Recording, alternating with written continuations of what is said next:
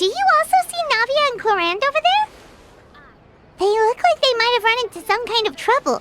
Let's go check out what's going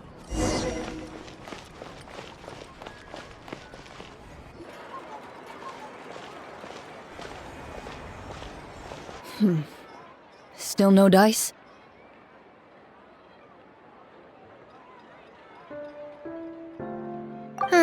Not at all.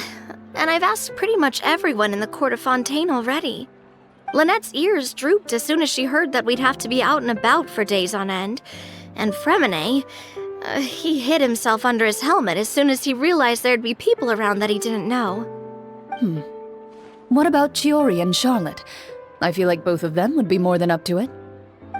I've asked them already, but they're both pretty busy right now. I just gave the members of the Spina a few days off, too, so I don't want to bother them either. This is getting pretty difficult. Navia, Clorinde, what's up? Oh my. Well, if it isn't my dear partners. How are you all doing? Huh. Navia? Huh? Oh, you mean... Yep, this is our chance. Do you need our help with something? Oh, precisely. My dear partners, we've got a huge problem right now that only you can solve. Whoa, for real? Absolutely. We've already exhausted all our other options. Traveler, Paimon, would you join us and play Marechaussee Hunter Judgment Day? Marechaussee what now? It's a new game script by the Tabletop Troupe, a local roleplay adventure club. Ever heard of the Tabletop Troupe? They put out games that allow you to participate in a story and roleplay characters with your friends. Oh, I've loved their stuff ever since I was a kid. That sounds super interesting! Clorinde and I are both veteran members of the club. Recently, someone came up with a new script and was looking for people to help playtest it for them. And when they asked, of course I couldn't refuse. I mean, come on! A brand new script? Nobody has ever played it before. Generally speaking, scripts at that level of development have a lot of issues. But I think this one is pretty solid. The author obviously put a lot of work into the story, and the world building is also quite credible. Whoa! I know I was the one that handed you the script, but some of us haven't read it yet. No spoilers, please. Anyway, the script calls for a team of 4. Ah, yes. We're missing one final player right now. So, you're saying you'll help us out? I knew I could count on you, partner. Paimon and the Traveler are kind of a package deal. Is that okay? That's not a problem. I'll adjust the pace based on the actual number of players, and ensure that everyone has a good time. Well, Traveler, what do you think? Wanna play? Paimon will follow your lead. Well, that solves our problem. You have our thanks. Woohoo! I'll go grab the script manager from the club right away. The script manager? Didn't you just say that you gave Clorinde the script? The club introduced a completely new kind of gameplay for the script. In this iteration, the Game Master's version of the script is incomplete. The script manager provides the next part of the script only after players have completed the current list of objectives. On top of that, in order to increase player immersion, the club has created some of the story's sets and scenes in real life. We'll only know where we should go once the script manager reveals the starting location. Wow, you're right. Whoever wrote this script really did put in a lot of work. And it's got a real healthy amount of suspense, right? I mean, even the GM doesn't know how the story will end. I look forward to experiencing it with you all. Why don't you go meet up with the others first? They should all be waiting at Chioria Boutique. I'll come over with the script manager as soon as I find them. Sounds good. Remember to always watch where you're going, and don't rush. You say that like I'm 6 years old or something. Let me think. What kind of character should I play this time? I just hope you'll pick up some useful skills this time. Oh, and stop trying to persuade every animal you come across.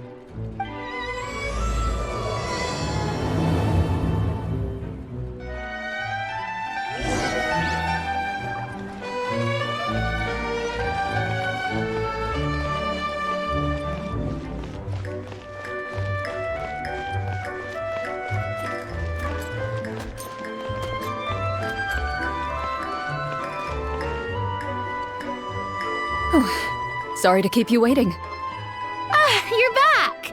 Huh? And you've got the Traveler and Paimon with you, too! What a pleasant surprise.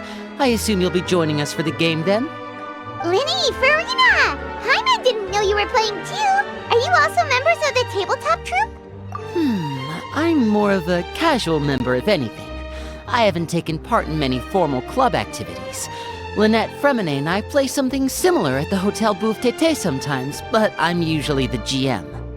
Still, I'm sure it'll be fun being a player for the first time. I'm looking forward to it. Well, I'm not a member of the club at all. Clorinde simply woke me up first thing this morning, said there was a good script worth experiencing, and asked if I wanted in. If you're interested, I can give you a referral. That should give you a 40% discount on membership fees. I think I'll wait to see how this experience plays out first, especially when it comes to the quality of the script.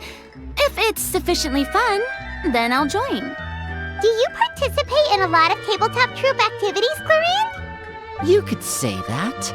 She's actually one of the few senior game masters of the troupe. Right.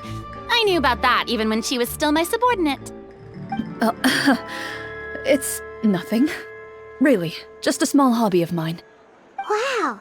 Paimon's so used to seeing you be all upstanding and intimidating as the champion duelist. It's kind of hard to imagine you role-playing with a bunch of friends.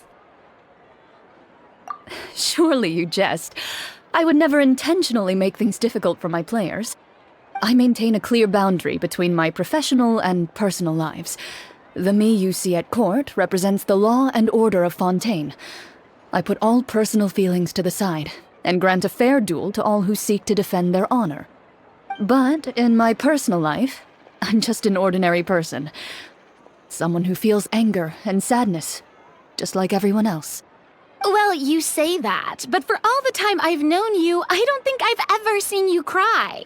I've seen you get angry, sure, but now I'm wondering whether you were actually mad or if it just looked that way from the outside. I was probably in work mode during those times. Is that so? Well, in any case, I just feel like even in your personal life, you don't get emotional very often. So you want to see me cry? That might be a little difficult. A show of anger, though, that might be something I could accomplish. No, that's not what I meant.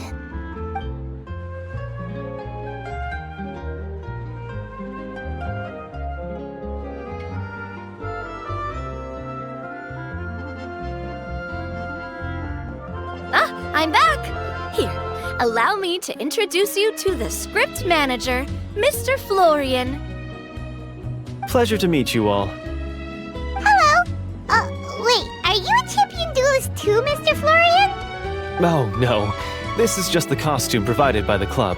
I occasionally play a few of the roles in my scripts. That sounds like a lot of work.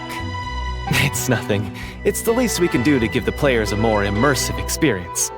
Anyway, allow me to give you a brief introduction of the script. This script was adapted from the real history of the Marechaussee hunters. You all will play the role of hunters from a bygone era and resolve a series of events unfolding in the capital. Paimon's not super familiar with the history of the Marechaussee hunters. Is that a problem? Oh, no problem at all. I can give you a brief rundown. So, basically, Marechaussee hunters were people who dedicated themselves to hunting monsters and protecting the city by using a special swordsmanship technique passed down over generations. Their story can be traced back to the ancient Remurian dynasty, as well as the first hunter, Cassiodor. But I'll leave the finer details for you to seek out and discover later. And I'll provide additional commentary as the story progresses. In that case, brave hunters, are you ready to set out on an unknown adventure? Whoa, just one sentence and it's like we're in the story already! Aha, I see many a determined gaze before me. Very well, head over to this location and begin your heroic journey. So, as we follow the story, it leads us to specific scenes? Ooh, sounds pretty innovative. What does the message in the envelope say? It's the exact location of the scene, as well as the formal permission to use the venue. Huh, seems like they have everything prepared. Please check all your belongings, everyone, and make sure you haven't forgotten anything. Once you're ready, please follow me to the designated location. Sounds good. Hunter Squad, move out!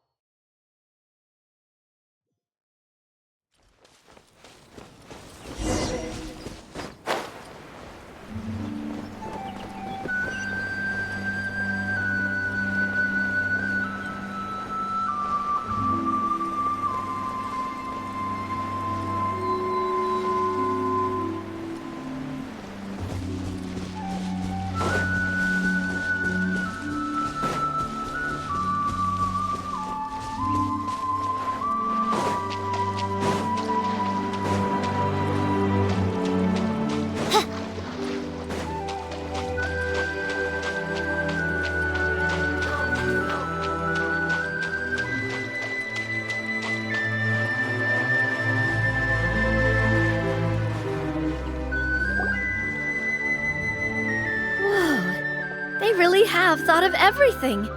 Even the phaetometer is here and ready to go for us. The phaetometer?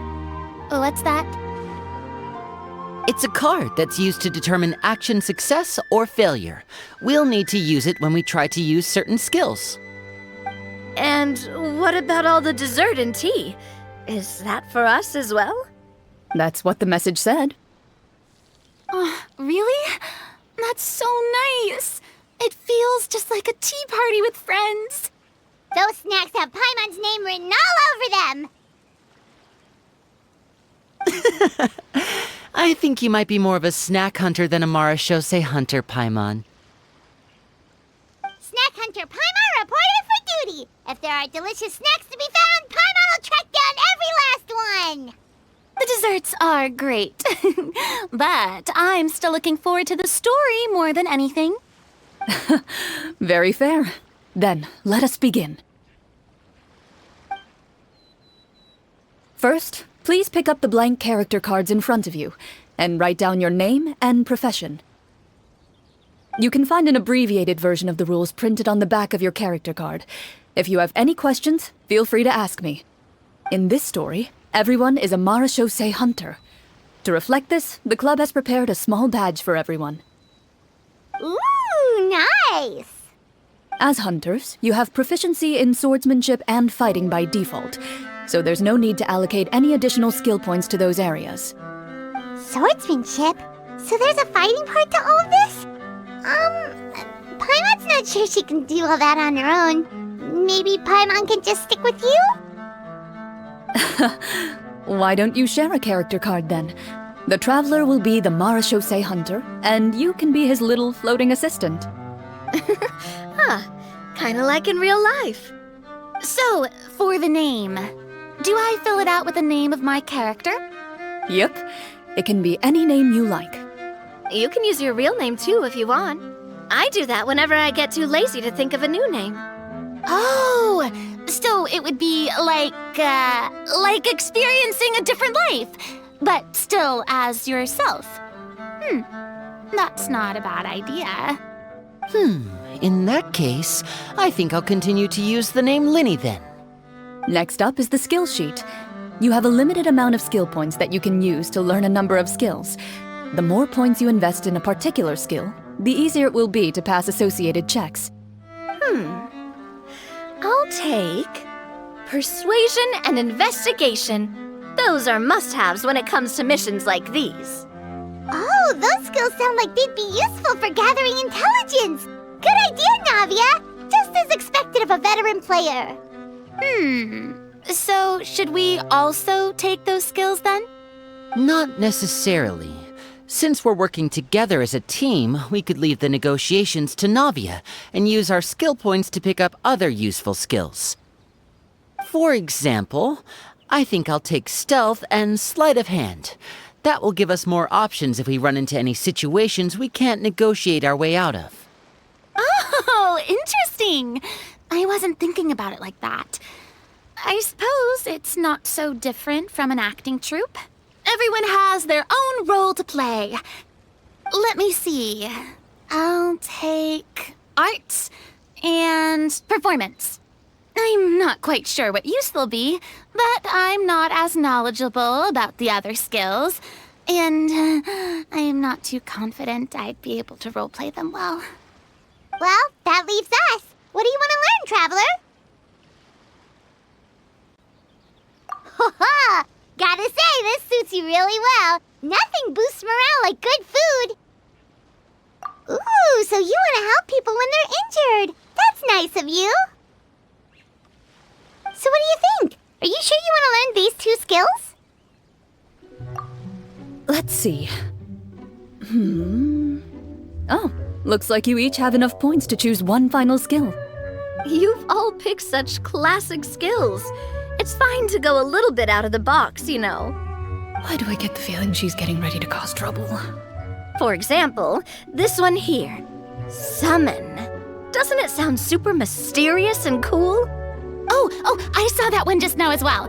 The description says, this skill can be used under certain circumstances to summon characters or creatures that fit the script's world-building rules. The script's world-building rules, huh? But how are we supposed to know what a Marechaussee hunter can summon? Oh, that's not for us to worry about, my friend. Just learn the skills that interest you, and the GM will take care of the rest. All right, you've convinced Paimon. Let's learn summon then. Paimon can't wait to see what kind of thing shows up. Well, now that everyone's more or less finished creating their characters, we can begin. Since 2 of our players are doing this for the first time, though, let me ask. Would you like to play on easy mode or authentic mode? What's the difference between the 2? Well, in role-playing games, the story sometimes changes based on the decisions of the players and the results of the Fatometer. For example, if you fail a check, that means you cannot use the target skill in that scenario. A critical failure may even result in further negative consequences. If you choose to play in authentic mode, every time you elect to use a skill, you'll need to use the Fatometer to see whether you succeed or fail, and face any consequences that may follow. If you choose easy mode instead, every check will be successful by default, and you won't have to worry about luck playing a factor.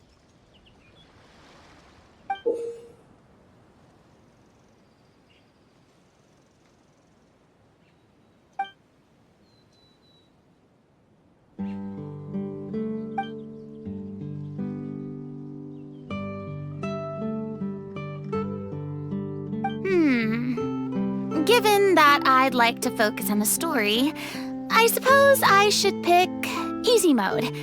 I'd feel bad if I brought the team down by failing my checks. Huh? Oh, come on. Don't worry about that.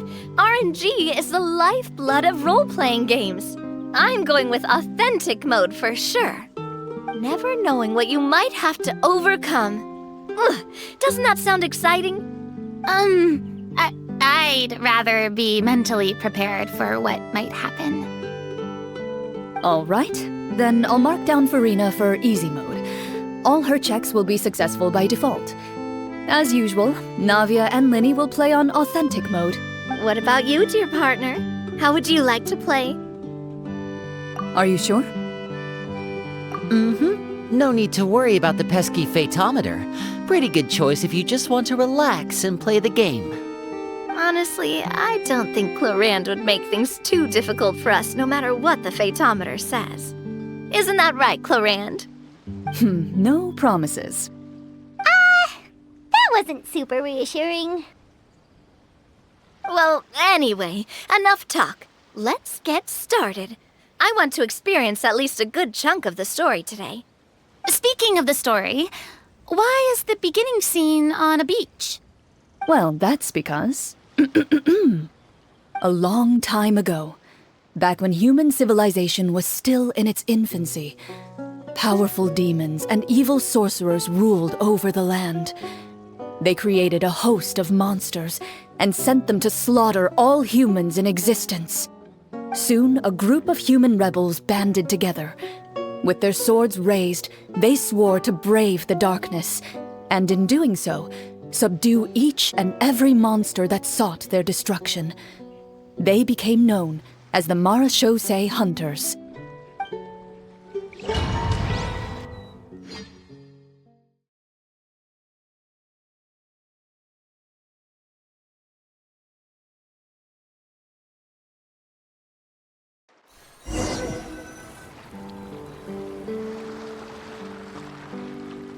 Sometime later, as a member of the Marechaussee Hunters, you receive a commission.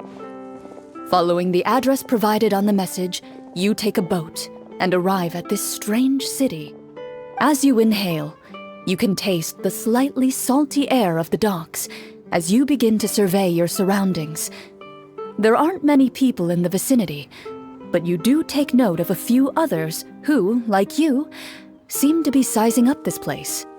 Your eyes meet, and you realize these people are fellow Marechaussee hunters, likely led to this location after receiving the same commission as you. You're all Marechaussee hunters too, right? Allow me to introduce myself. The name's Navia, monster hunter by trade and helpful neighborhood businesswoman on the side. What say you to traveling together? We can help each other out on the road. Okay, count me in. My name is Linny. I've been wandering since I was little and picked up a few less than legal tricks along the way. I was adopted by a Marechaussee hunter and later chose to follow in his footsteps. Is this where you introduce your character to everyone? It sounds like they've done this dozens of times. My name is Farina, and, I grew up in a noble family. I always had a strong interest in performance and the arts. Even though I'm a Marechaussee hunter, what I really want is to be a performing artiste. Hey, that's really cool. You can do it, Farina. That's exactly how it's done. Paimon is Paimon, a good friend and companion to this Marechaussee hunter right here.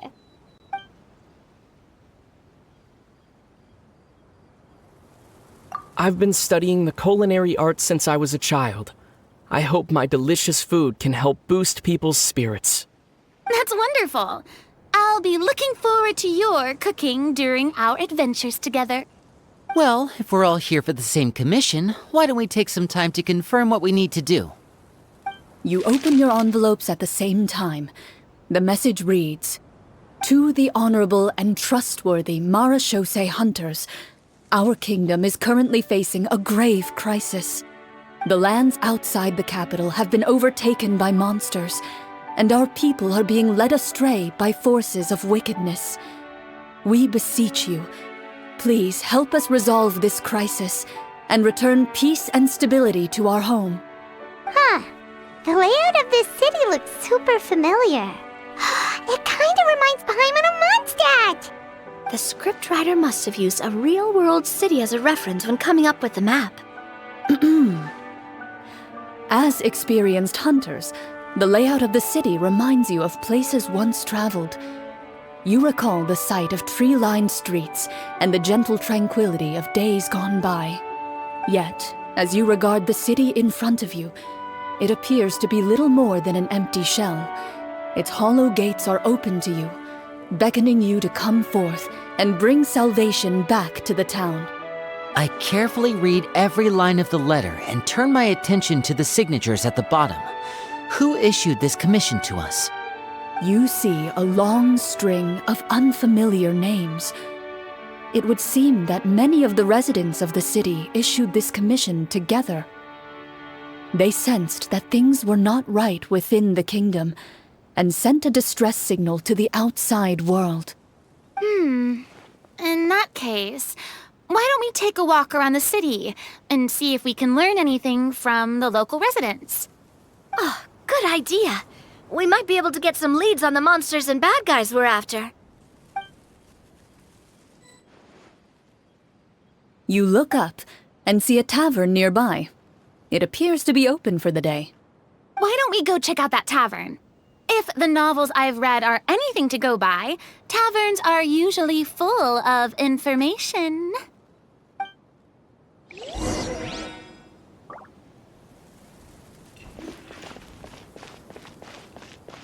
As you approach the tavern, you find a plainly dressed woman standing nearby.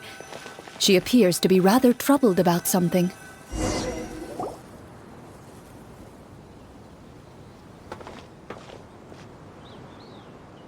Greetings, friend.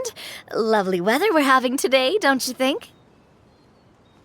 Oh, hello. I suppose you're right. The weather today is quite lovely. If only those monsters out there would stop causing trouble. It seems like every character included in the script has a certain amount of useful information to offer. If we keep asking questions, we might be able to get some good leads. Oh, come now, don't be sad. Life is all about optimism. Oh, that reminds me. What did you have for breakfast this morning? Huh? I don't think that's the kind of question we're supposed to ask.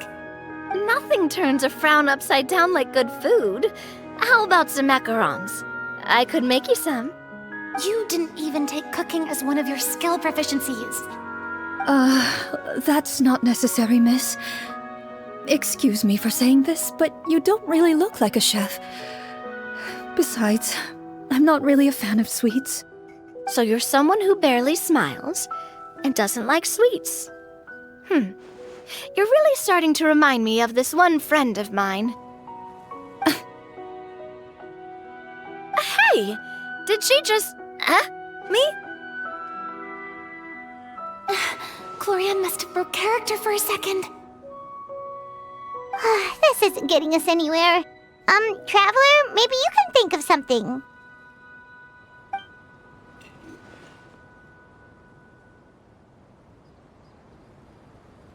Are you sure? In that case, please refer to the fatometer.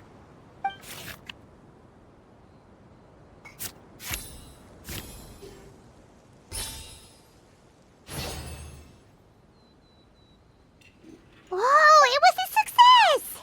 You remain silent as you prepare a pot and fire to use for cooking. The woman stares at you with her mouth agape as you skillfully cut the ingredients and toss them into the pot. After some time, a rich aroma begins to fill the air. Even a passing cat can't help but stop in its tracks and look up in anticipation. Please have some food.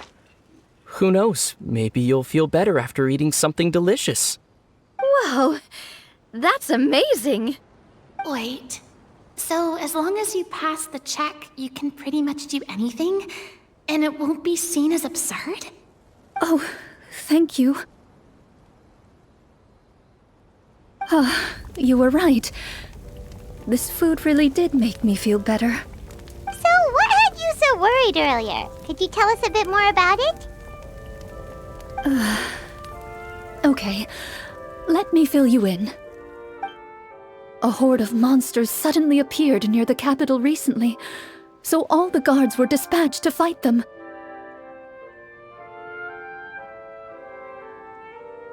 Do you remember when those monsters appeared? I'm not completely sure. All I know is that my husband was dispatched to fight them 3 days ago. Do you know where he was sent? It all happened so fast. When we said our goodbyes, he couldn't even tell me where they were sending him. You have our thanks, friend. We'll find and defeat those monsters as soon as possible.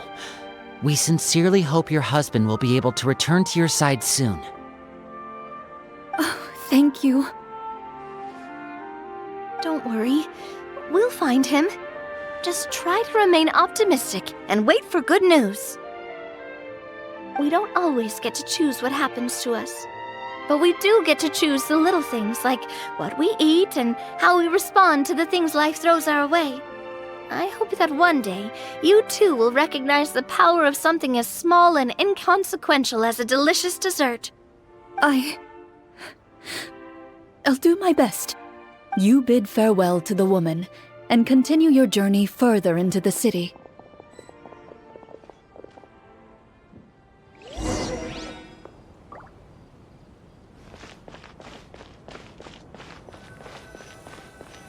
As you venture further into the city, the streets appear largely empty. An elderly woman walks past. You see her shake her head as she puts away her wrinkled wallet. A nearby merchant folds his arms and gives you a disdainful look. You get the impression that he's someone who has long gotten used to the sight before him.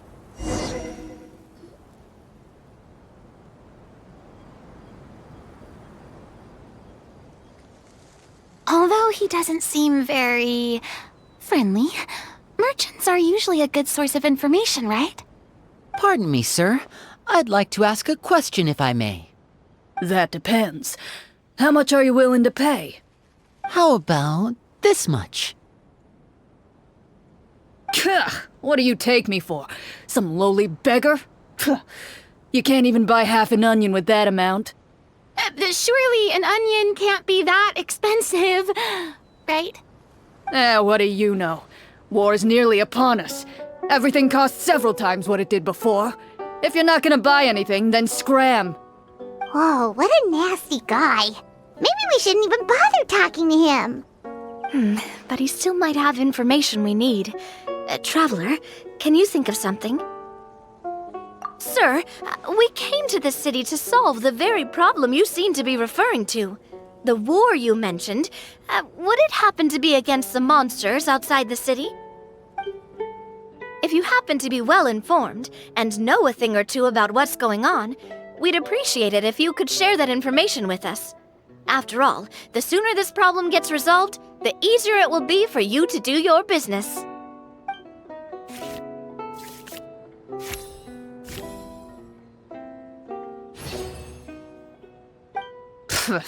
Well, things are basically as you said, young lady. Those monsters are camped outside the city, and they've been destroying all our trade routes. We have limited reserves within the city, so if this continues, we're all gonna be in big trouble. Wait, you're saying no one has put a plan in place to distribute supplies or maintain order? We could all starve, and those nobles in the palace wouldn't even break a sweat. Who knows? Maybe they've been in cahoots with the monsters all along. That is concerning. All right. That's all the information you need, right? Off with you now. I've still got business to do. You know, if you smiled a little more, you'd definitely get more business. And I bet that would make your life just a little bit sweeter. I'm not saying it's guaranteed to work. It's just a tip.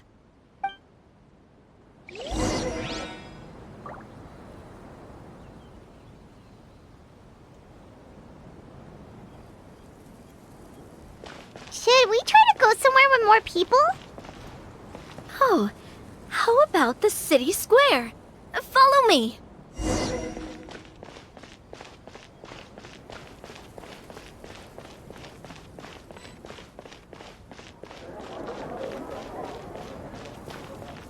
Before you lies the city's central square. You see a man with a slightly anxious look on his face, pacing back and forth, his head hanging low. He doesn't seem to notice your approach. Still immersed in his own thoughts, he shakes his head and lets out a long sigh.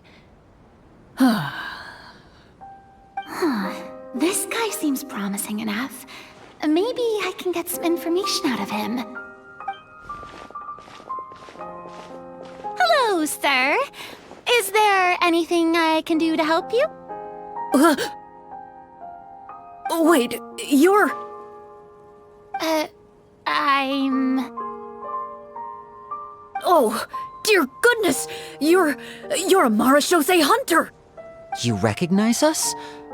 Ah, are you one of the people who wrote the commission letter? Yes!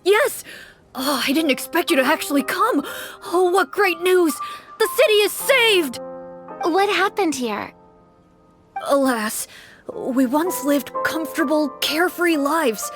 This city used to be free of monsters. The first Marechaussee hunter, Casiodor, the Golden Hunter, he was the one who drove them back. However, monsters have once again surrounded the city. Perhaps the seal that kept them at bay has lost its power. Or perhaps an evil sorcerer has been meddling in our affairs. All I know for sure is that their return has stripped the city of any chance at peace. Are there not enough soldiers to drive them out? It's not a question of numbers. The guards simply have no idea how to deal with them. Most people my age have never even seen one of the monsters, much less been trained to fight against them. What's worse, many of us don't even know the history of the Marechaussee hunters anymore. When I was a child, though, my grandfather would tell me stories about how the Marechaussee hunters drove back the monsters. So, on the off chance that something might come of it, I decided to reach out to you. To be perfectly honest, I was starting to think all those stories were just tall tales. But now that I've seen you in person, I finally know that it was true! Well, you can rest easy, friend. The righteous and formidable Marechaussee hunters are on the case. The man is touched by your determination and resolve. His eyes begin to well with tears of relief. Still, if we are going to hunt the monsters, we need to know where to find them. Can you give us any leads? All I know is that the area outside the city is dangerous. I'm afraid I can't point you toward a specific location. Oh, although, if you leave the capital through the main gate and follow the road, you should run into a group of guards. They might know more about where to find the monsters. I see. We'll go look for them then. All right, be careful. Oh, and one last thing. The monsters outside the city are just part of the problem. There are evil sorcerers inside the city as well, so be on your guard. They're actively working with the monsters, and have corrupted the court ministers with malicious magic. They're the reason why, even inside the city, everything has been a giant mess. Even one of our kindest ministers has turned into a boorish and unreasonable figure, interested in nothing but enacting laws that exploit the people.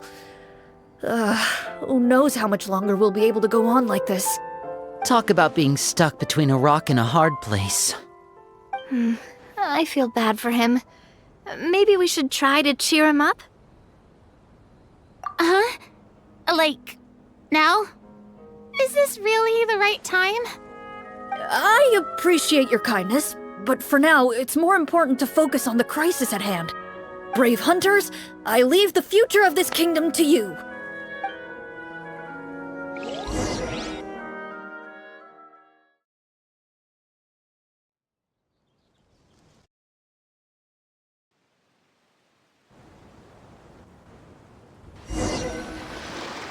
If I understood correctly, there are currently 2 problems in the kingdom that need solving, right? Exactly. We need to defeat the monsters outside the city and take down the evil sorcerer stirring up trouble from within. But which problem should we tackle first? Well, this seems like a good moment for a break. Take some time and discuss what you want to do. Let me know when you've made your decision. I really didn't expect the people in the city to keep us at arm's length like that. I totally thought the hunters would be treated like heroes. Well, Clorinde said the script took cues from the real history of Fontaine, right? Maybe the real-life Marechaussee hunters were also treated like that. I wouldn't say it's a perfect representation of history, but there are definitely some similarities. Would you like to hear more about it? Sure. As long as it doesn't spoil anything in the script. You brought up bits and pieces of the hunter's history before, but it was all in passing.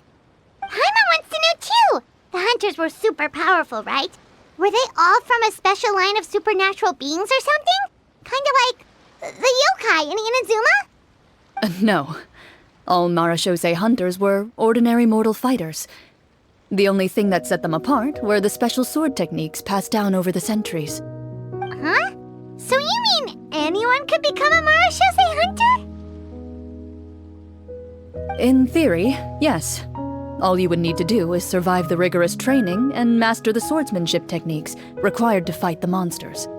Still, most people dropped out at the early stages, and others called it quits the minute they saw a monster in person. To become a hunter, you must be strong in both body and mind. What kind of monsters did the hunters fight exactly? Oh, and the evil sorcerer the script mentions. Did they exist in real life too? The land of Fontaine once played host to an ancient dynasty known as Remuria. After that dynasty fell, monsters began to appear, intent on obstructing humans from establishing a new social order. One of the ancient sorcerers of Remuria used his power to assemble a formidable army of golems.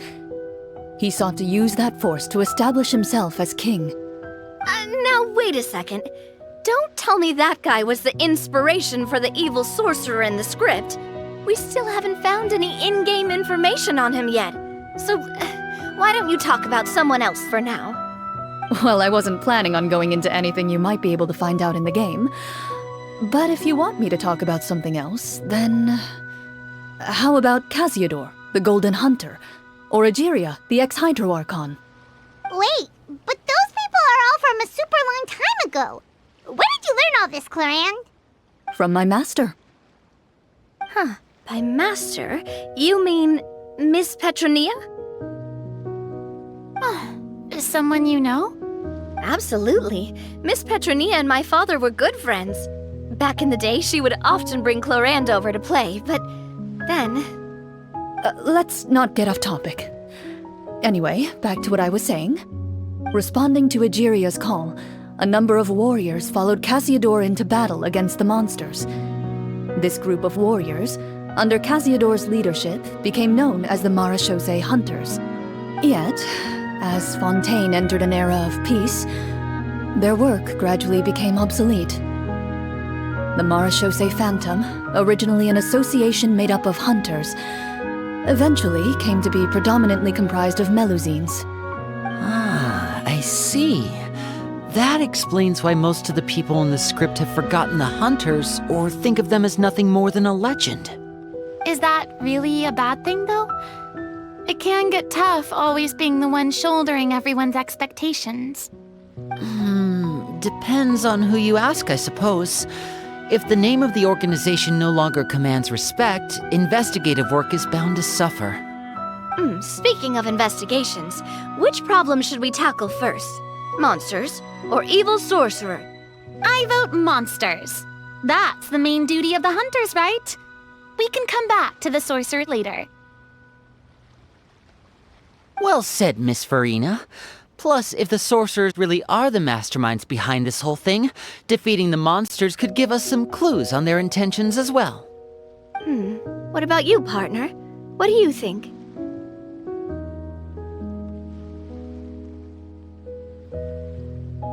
It's decided then. All right.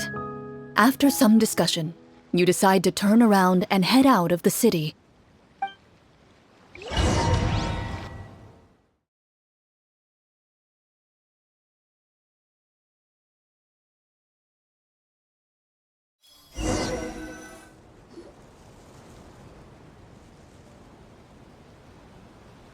Let's take a look around, like that guy said. You there! Outsiders, halt! Who's there? An armored man approaches you. He has a tall, muscular build and a determined expression in his eyes. Just one look, and you can tell he's fought in his fair share of battles. Although he's trying his best to conceal his current state, his uneven gait and the sweat dripping down his forehead make it obvious that he's been wounded and is in serious pain. I'm the captain of the guard. I saw you sneaking around the city earlier, so I'll only ask this once. State your purpose, or it's off to the dungeons for the lot of you. Wow, it's been a while since someone's been this suspicious of us. I said talk, not whisper between yourselves. Have you ever heard of the Marechaussee Hunters? Marechaussee hunters? Ha! That fairy tale, you mean? What, you expect me to believe you're one of them?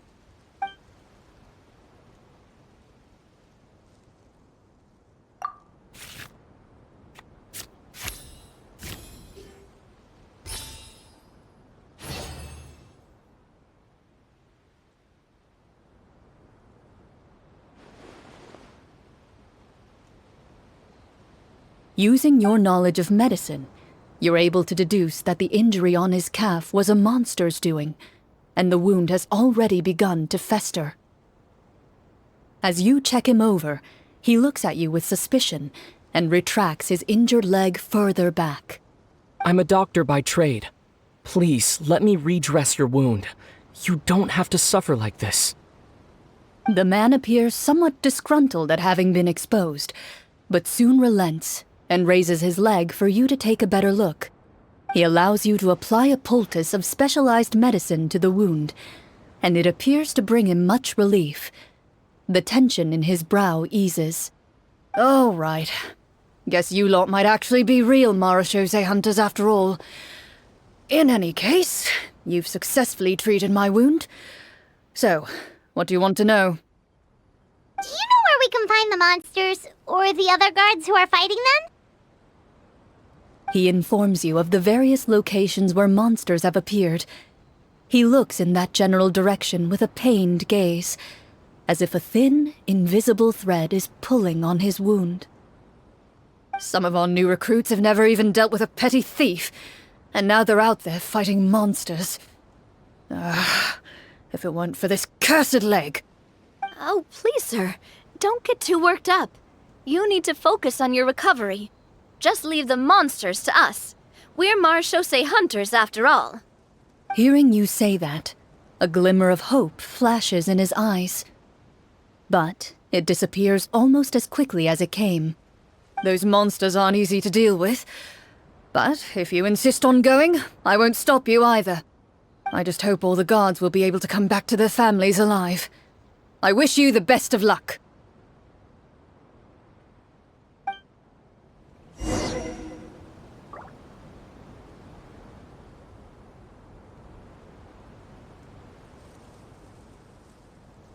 Based on what the captain said, the monsters should be right up ahead. Let's go. Hopefully we're not too late.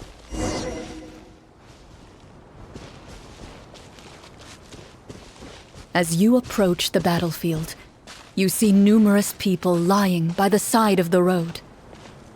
They appear to be dressed like guards. Their faces are filled with desperation and terror. Some are screaming and cursing in vain, as if still trying to banish the monstrosities they saw from their minds.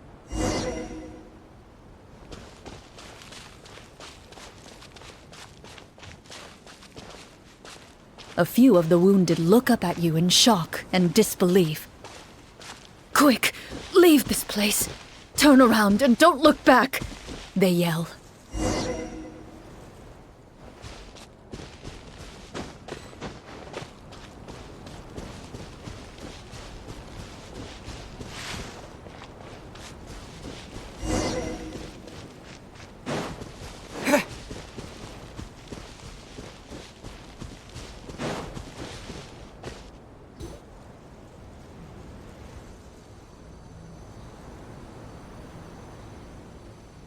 This is the place he mentioned, right?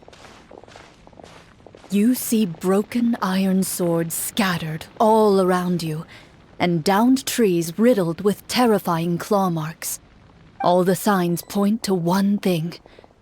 A truly devastating battle just took place here. Be on your guard, everyone. The monsters might still be around.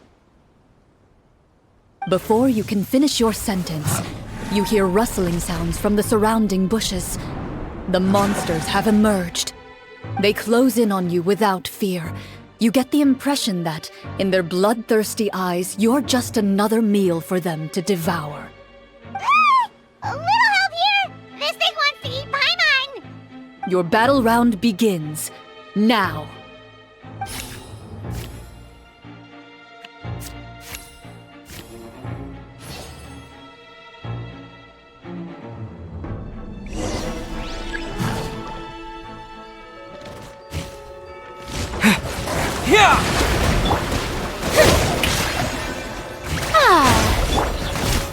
Now disappear!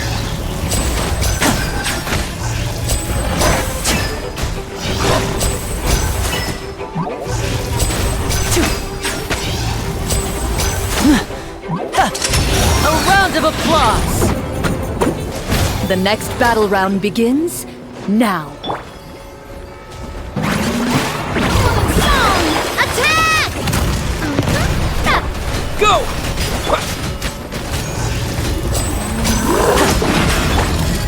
Hey there! Hey there! The monsters let out a terrifying roar of anger and resentment before dissipating into thin air. Oh, thank goodness it's over. We're lucky the Marechaussee Hunter class came with all those preset skill points. Otherwise, we would have been in some real trouble. I never knew the photometer even determines the amount of damage you inflict. If you get unlucky, isn't it just game over right then and there? That's part of the fun. The uncertainty of fate is what gives these games their appeal. Just as you begin to celebrate your victory, a suspicious lump on the ground catches your attention. A suspicious lump. Wait, could it be the thing that appears after every battle?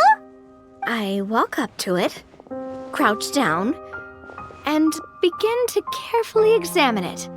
I've still got my right glove on, so it should be fine for me to touch it, right? As you investigate the mound, you discover that the exposed portion appears to be made of wood. It was previously obscured by the large form of the monsters. With the monsters gone, the small protrusion now awaits your discovery, poking out of the ground like a shy flower bud. Whoa, it's a treasure chest!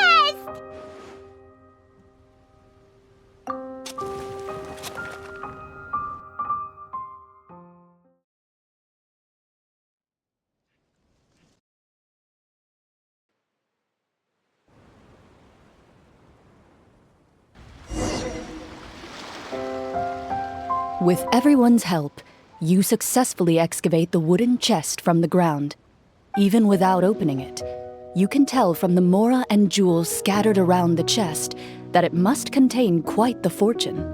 Makes sense. We worked hard for this. Let's open it and we can share what's inside. I can understand your excitement, Paimon, but think about it. Doesn't it seem like there are people out there who need this treasure more than us? Yeah. Think about all the people suffering in the capital. Or all those guards who got hurt fighting the monsters. Wouldn't it be better if we gave the treasure to them? Wait, is that how it works? Paimon thought since we were the ones to dig it up, we could just take it for ourselves. Well, let's put it this way. Any decision you make during a role-playing game can impact the future course of the story. But would the people really believe us? It's hard enough for us to prove we're Marechaussee hunters. What if they think we procured the treasure illegally? They might get even more suspicious of us. That's definitely something we should consider. Maybe we can come up with an explanation in advance. Well, if donating it could cause that much trouble, why don't we use it to buy some gear and fill up on good food? Then we'll be ready to fight even more bad guys. Looks like you're facing a difficult choice once again. Well, it's getting late. Why don't we call it a day for now? Wow, where did the time go? I'm not sure if it's because I'm having so much fun with you all or because the story is particularly enticing, but I feel like I could almost keep going. Here, here. Ooh, how about we play through the night? I'm not sure I'll have enough energy for that. Yeah, that won't work for me either. Lynette will give me an earful if I get home too late. I understand how you feel, Navia, but we have to change venues for the next part of the story anyway. Huh? Another location? Mm-hmm. There's a special note for the GM at the end of this section that says to proceed to an indoor set for the next part of the script. Whoa, we really pulled out all the stops for this new script. Well, even if we end the game for the day, we can still stay a little longer and hear Clorinde finish her story, right? Paimon wants to hear more about the history of the Hunters. Something tells me you just want to finish the free desserts before we break for the day. That's just a coincidence, okay? Besides, to Paimon, not finishing free food feels even worse than having to buy her own. And anyway, Paimon really does want to hear more about Clorinde's master. Well,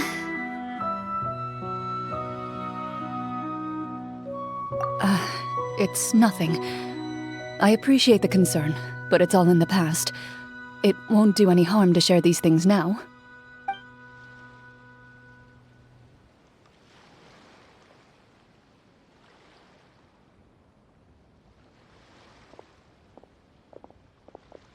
My earliest memories are of living with Master. According to her, she saved me from certain people of ill repute. My birth parents had left me behind some time before that. what a heavy beginning for a life story. Master was a fascinating individual, if inexperienced in the ways of raising children. My first ever toy was a short sword. Although I suppose it wasn't so much a toy as something Master removed from her waist and handed to a noisy child in need of distraction. Oh, wait, so she handed an actual sword to a child? Isn't that dangerous? Did you hurt yourself? Of course I did. I cut my palm and bled quite a lot. But Master was not concerned. She just stood there and casually lectured me about it. "See, that's what you get for not holding the sword properly," she told me. She then crouched down next to me and said, "Give me your hand. I'll teach you to bandage this wound. After that, it's time to learn how to truly hold a blade." Excuse me for asking this, Clorinde, but how old were you exactly when all this happened? Probably around, 3, give or take. 3? Isn't that when most kids are still struggling to hold a fork? As I said, Master was rather inexperienced in the ways of raising children. She believed trial and error was the best way to teach a child what they're capable of. I'm not so sure this is a question of experience. I didn't see anything wrong with her ways at the time. And anyway, children don't get to choose how they're raised. Oh, she did bring me back a pet from Liyue once. It was a Geovishap hatchling. A Geovishap hatchling? For a pet? That seems even more dangerous. What she said was this: "Make sure to get along, you two. If you really can't agree on something, just settle it with a fight. Whoever loses is the real pet." And how old were you when this happened? 5. Well, did you win? No, I lost. So you're saying you actually became the Geovishap's pet? Yes, but only for a week. By the end of that week, I defeated it in combat, and we've shared a cordial relationship ever since. That really doesn't sound like the kind of childhood someone should have. Later on, I gradually understood that Master most likely didn't know any other way to raise a child. She was a Marechaussee hunter, but I never heard her bring up her own parents. Thanks to her, I learned how to navigate the forest by the age of 6, and could hunt monsters in the wild by myself the year after that. Even though the training she subjected me to was strict, she always made sure to take me traveling when she had the time. We met many of her friends during those days. That was also how I met Mr. Callis and his family. I still remember the first time we met. You were too scared to join our picnic and hid behind Ms. Petronia the whole time. I still hadn't really met many children my age at that time, so I didn't know how to interact with others. After that, though, you started coming over a lot. You loved challenging people to shooting competitions, remember? I don't think many members of the Spina ever beat you in one of those. I had a lot of fun during those days. I enjoyed them too. Oh, do you remember that one time we went exploring around the Spina together? We overheard Papa call your master Fontaine's Protector of Justice. We tried to pretend like we never heard anything, but you nearly let it slip that one time.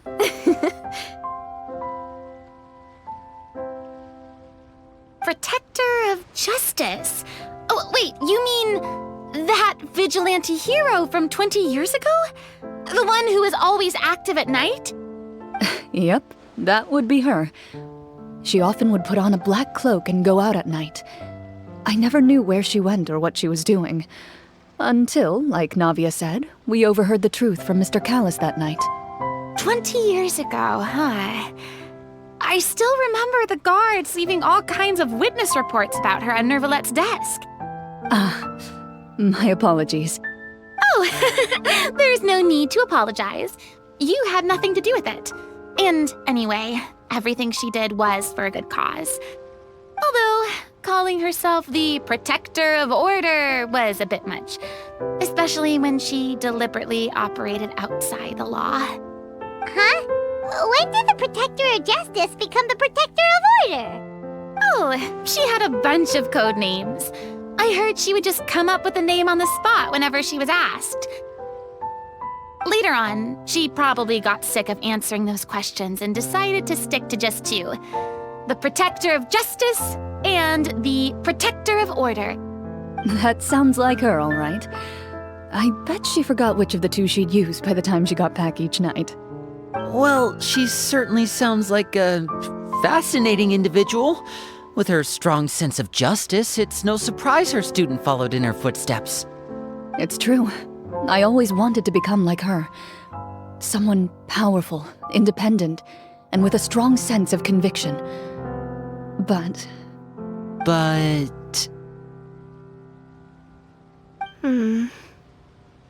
She suddenly disappeared the night I turned 10 years old. Disappeared? What happened? I have no idea. She didn't even leave a note. I was never able to find out where she went. That night, I was celebrating my birthday at Navia's house, but Master never came to pick me up. When I returned home on my own, it was to an empty house. When she still didn't appear after a few days, I went to Mr. Callis's house to ask about her whereabouts, but he only shook his head. Papa probably didn't know either. I know he sent a few people to investigate the matter in secret, but they never found any credible leads. Don't worry, I understand. To be perfectly honest, given Master's personality and way of doing things, it all made a lot of sense. If I had to guess, I'd say she probably used it as an opportunity to force me to become independent. Just like how, when a litter of kittens reaches a certain age, the mother willingly leaves them behind. Were you upset, Clorinde?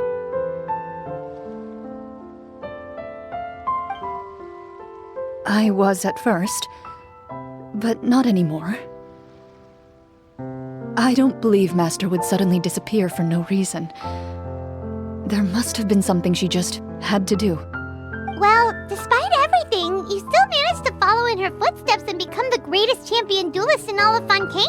You're practically a living symbol of law and justice. I suspect my position would be far too by the books for her. Master always did whatever she pleased. But you're right. I suppose I do take after her in some ways. Who knew Clorinde had such an interesting past? I never had the chance to ask her about it before. And I wonder... if Clorinde's master were the champion duelist back then, would that duel against Mr. Callis have gone differently? Oh no. Judging by the atmosphere, Clorinde and Navia are probably thinking something similar. The mood just got super awkward all of a sudden. Well, anyway... Would you look at the time? It's getting dark, so we should probably call it a day for real this time. If we keep talking like this, we really will be here all night. I had a great time today, Miss Clorinde. Thank you for being our GM. Anytime. The script was good, but I've got to say, your childhood stories were even better. Hey, you should tell us more about that fight against the Geo-Bishop sometime. Maybe your master was onto something. You could be right. What does she mean, on to something? I certainly don't know any 5-year-olds who want to fight a bishop in their spare time. Guess I'll head back as well. I need to save my energy if I want to continue enjoying the story tomorrow. You're that excited to hear about my fight with the bishop? I was talking about the script.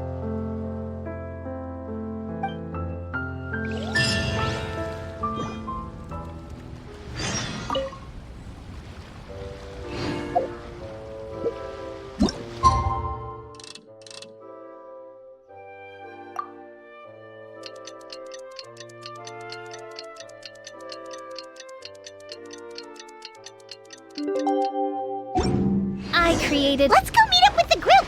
Paimon's really looking forward to today's story.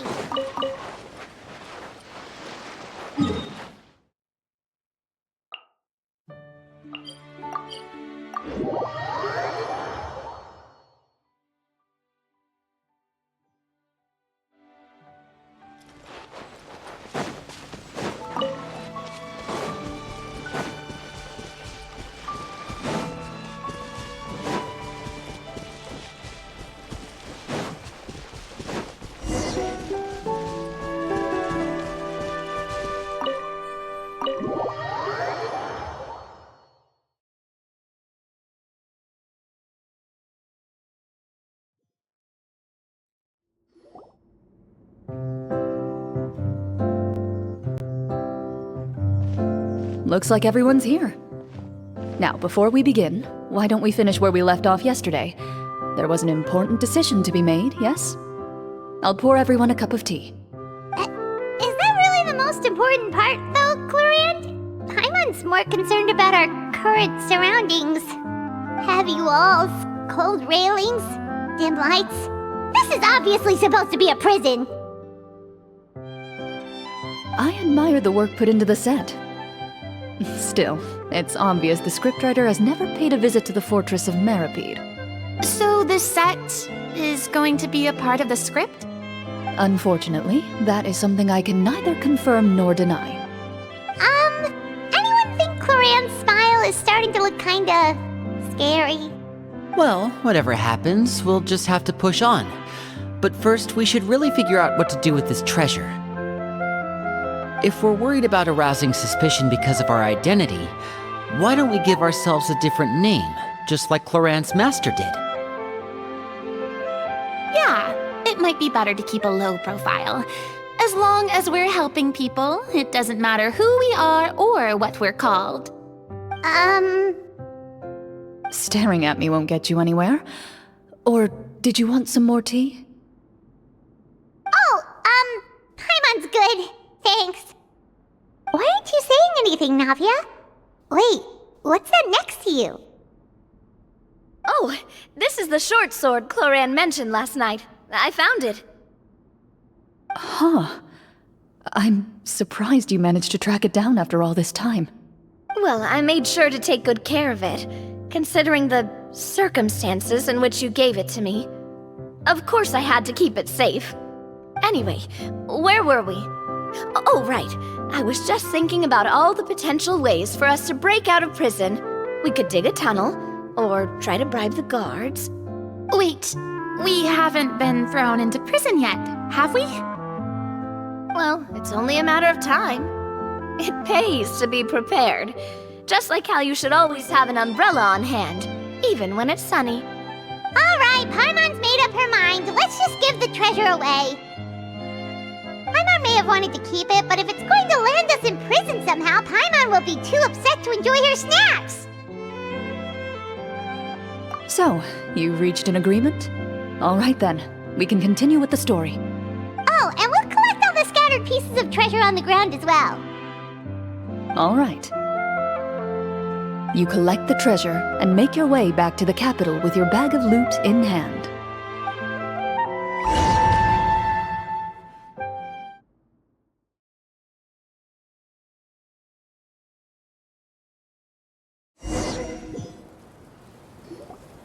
The city is still shrouded in a gloomy, oppressive atmosphere, but your spirits are surprisingly high. In places where sunlight struggles to reach, you generously share your wealth with the children, the elderly, and the poor in urgent need of help. Thank you, kind soul. The elderly woman's look of gratitude follows you as you walk away, her eyes never leaving your back until you move entirely out of sight. However, there's still quite a bit of Mora remaining. It appears you haven't made much progress. She's probably trying to tell us to speed this up. We need to hurry up so we can address the sorcerer problem. Should we go find that man again at the square? He seemed like a pretty responsible guy. I'm sure he knows the people here far better than us. Oh, good idea! Just as you start to make way to the square, intent on finding the man again, there's a voice.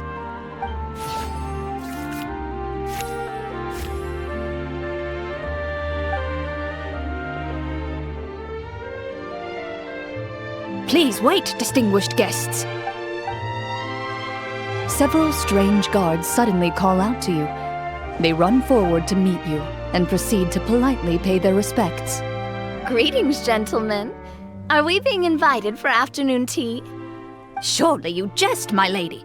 That would not be our place. It is His Excellency the King who requests to meet with you. Please come with us.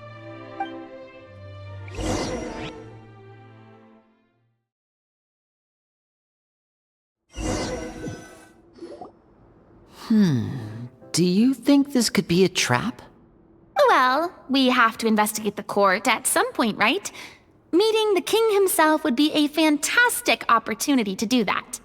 I say we go for it.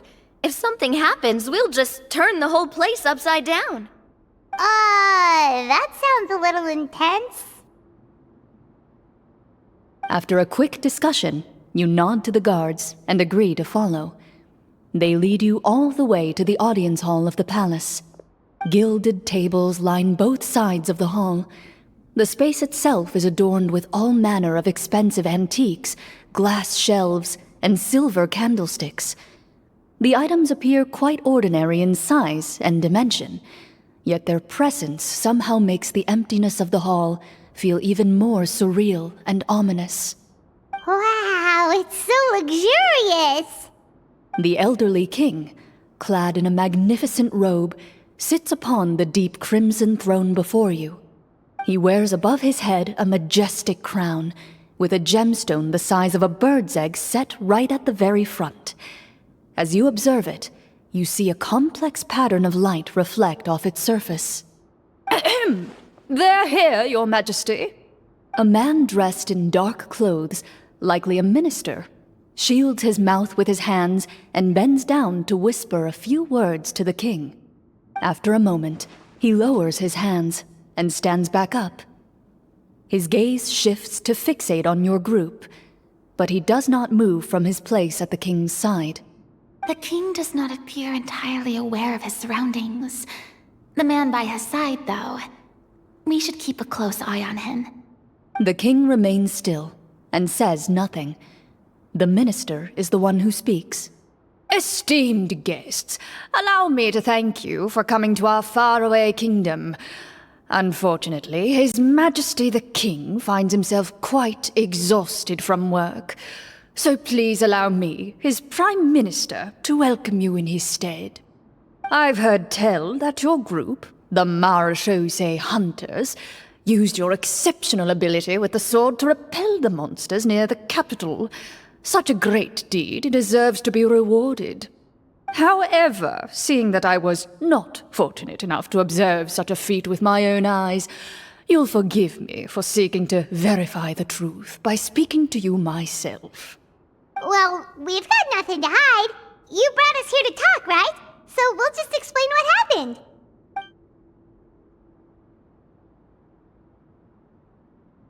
The golem's blades were so powerful, they could cut down trees in a single swipe! It took a lot of effort to defeat them, even for trained swordsmen like us. Well, that was enough details, right? Believe us now? Your account does indeed match those of the survivors. Since you were the ones who defeated the monsters, that must mean you are also in possession of the treasure they stole?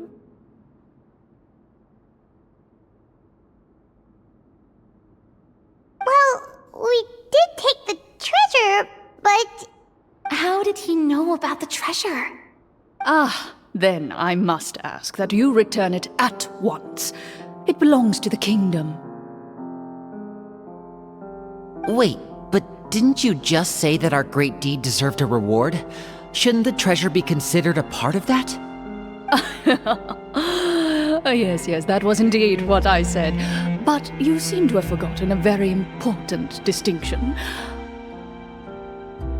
Only that which is freely given by the king can be considered a reward.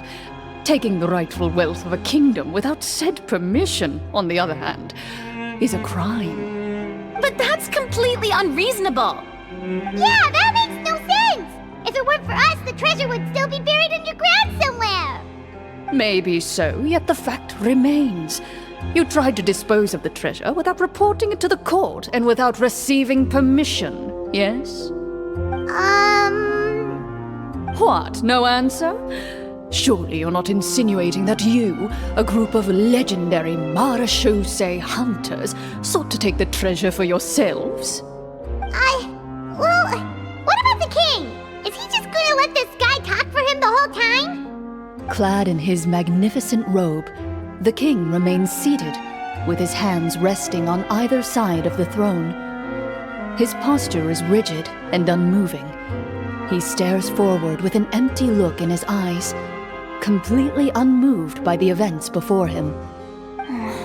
From the look of things, could the Prime Minister be the evil sorcerer?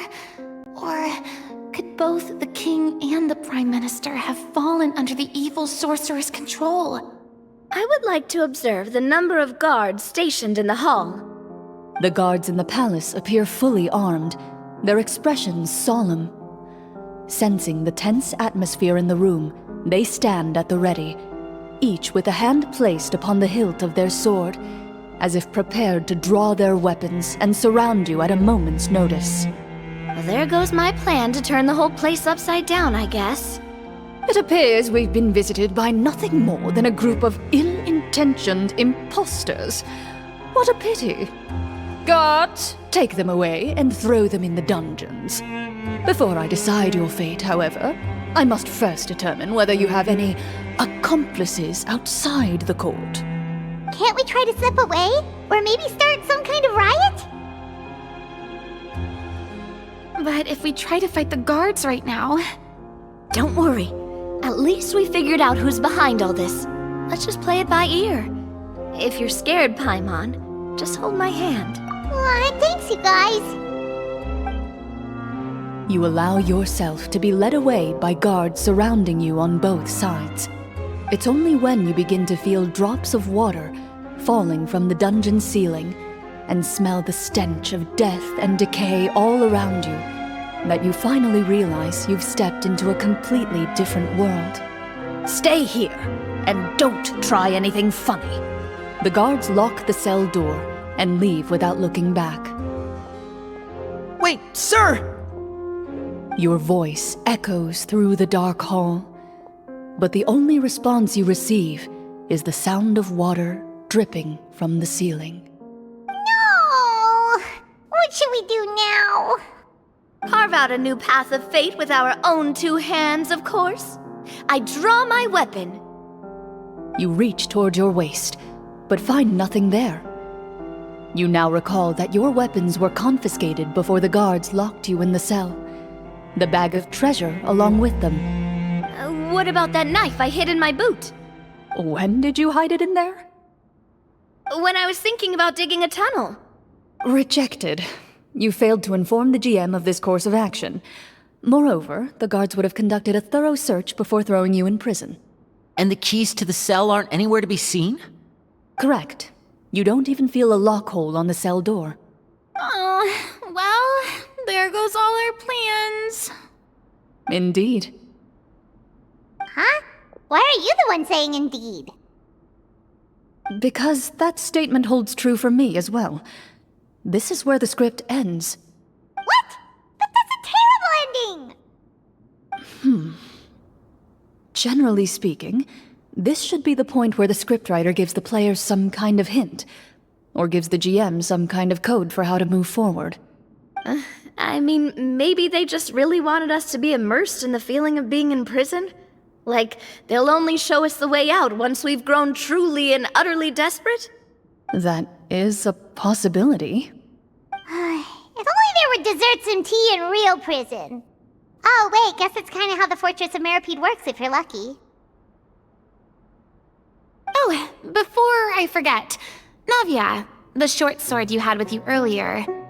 I took a closer look, and the craftsmanship doesn't appear to resemble anything from this era. If I remember correctly, that style was last in vogue several hundred years ago.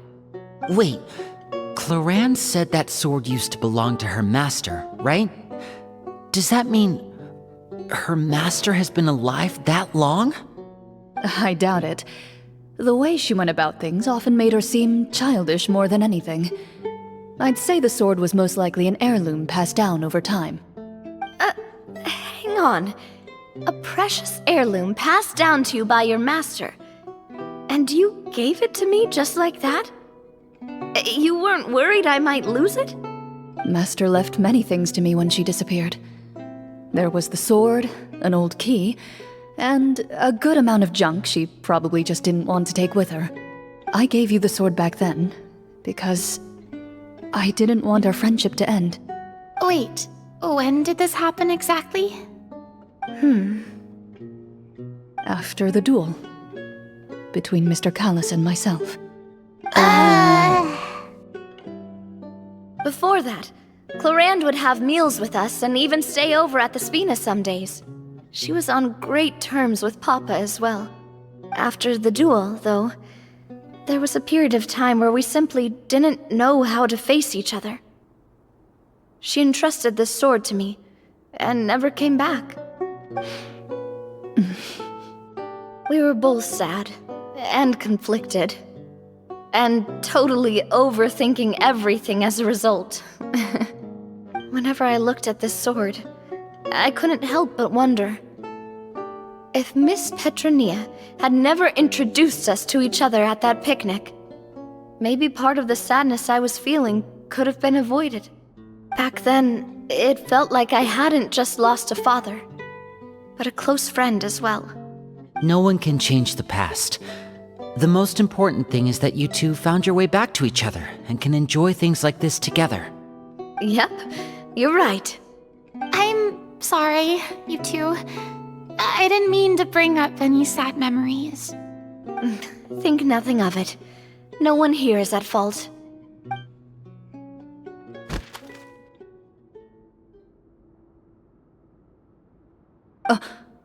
Huh?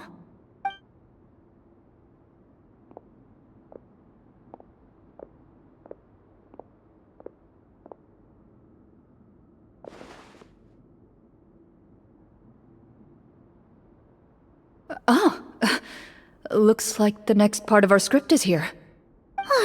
Perfect timing. The situation was really starting to get desperate. And not just because of the prison thing. From Clorinde's face, Paimon really can't tell if it's good news or bad news. Water continues to drip from the ceiling. In this lightless dungeon, you lack a reliable way to tell how much time has passed. Eventually, you get used to the unpleasant odor of straw, mold, and rust, and find yourselves alternating between fits of drowsiness and despair. Suddenly, you hear footsteps outside the door. Heads up, everyone. Someone's coming. Gather close, everyone, and keep your voice down.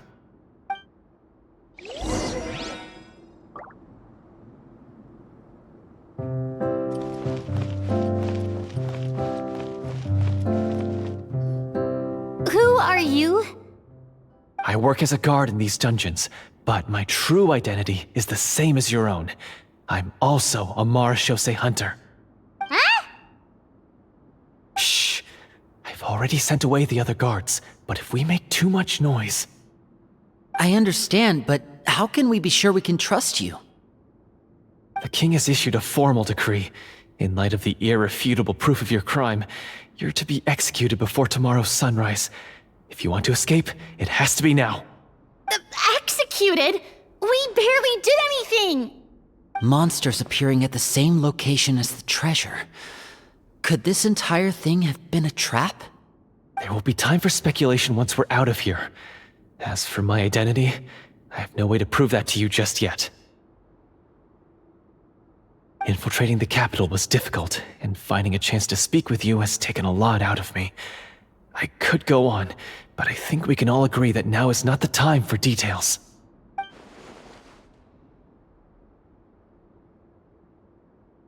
Have you seen our weapons anywhere, sir? Don't worry, I brought them with me. They're just behind the door. Still, these weapons alone won't be enough to defeat the true enemy behind the scenes. His faction is too powerful. The guards are all under his control, and he's even stationed a number of golems in various rooms throughout the palace. To defeat him, you must find a secret vault. It is said that within that vault, the Marechaussee hunters of the past left behind a treasure with the power to defeat the sorcerer. You're not coming with us? No, I'll remain in the dungeons to deal with the guards. I'll try my best to distract them so they don't go after you. As long as my identity is not revealed, I'll be able to aid you when the final battle comes. In that case, please stay safe. Thank you for your concern. I will do my utmost. As for the location of the vault, here, this map should lead you there.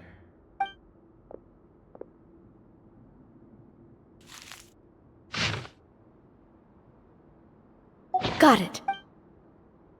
All right, once I open the door, remember to stick close and refrain from making any noise. I'll lead you out of here as quickly as possible. You now have the chance to restore the honor and legacy of the Marechaussee hunters. So please, get out there and reclaim what's ours. And be sure to exercise caution. With the help of the guard, you successfully escape the dungeons. Your sense of despair and anxiety both seem to fade as you continue your quest.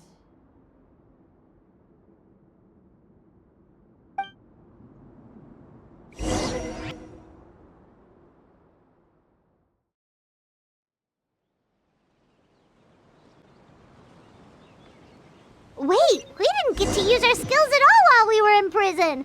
Who knows when we're gonna get the chance to use that cool summon spell? That is a pity, but we can only continue to move forward.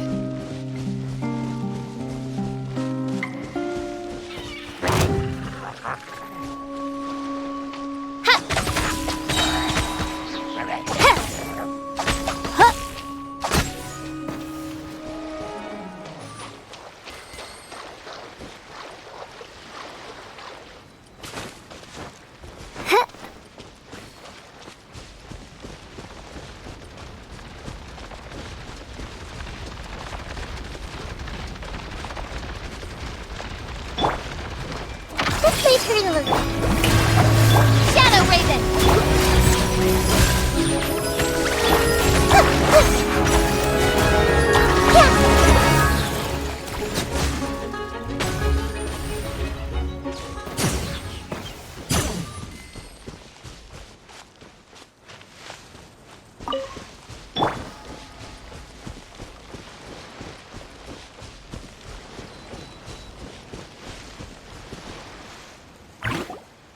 This should be the place marked on the map. This bit of rock certainly looks suspicious. Well, I'd say an investigation's in order then. Plus, if all else fails, we can just blow it up. Wow, you really meant that! Before you lies a serene stretch of open water, its surface shimmering a brilliant shade of sapphire blue. Well, guess this means it's time for a swim!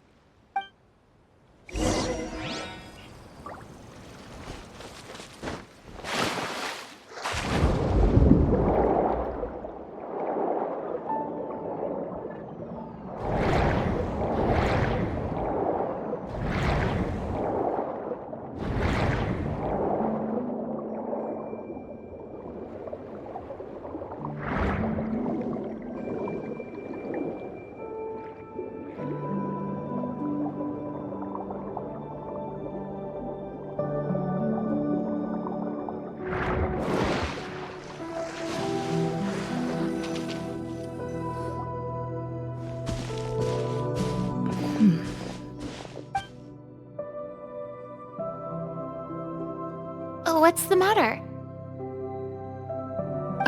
It's nothing. As you step into the cave, you find yourself in an eerily quiet space.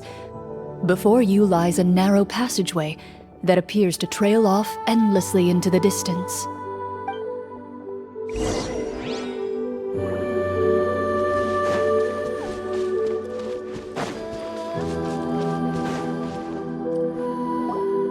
Wow, this must be where the treasure is hidden. But this door is blocking our way in. It almost looks like it's been here for quite some time. I've got to hand it to the tabletop troupe. They really went all out with the props. Huh. What have we got down here? A kind of mechanism connected to the door? It looks like we might have to arrange it into a certain pattern. A pattern on a stone door. That's something Master mentioned before. Is something wrong, Clorinde? After a long, difficult journey, you finally arrive at the location indicated by your map. It appears to be an ancient site of some sort, where treasure likely awaits. Your surroundings are exceedingly quiet and serene, as if the secret that slumbers here has never once been disturbed.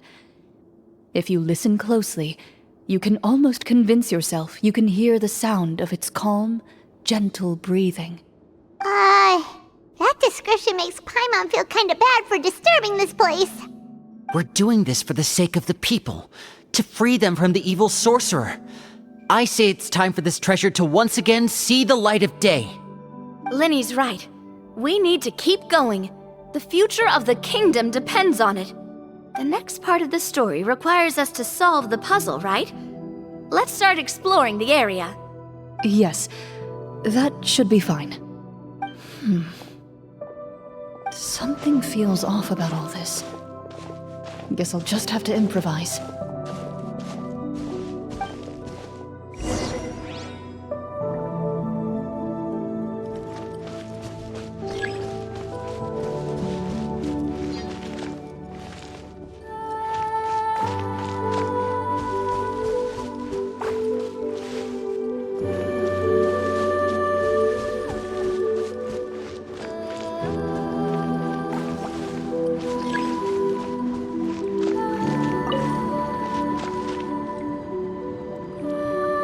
I found something! Found something here, too.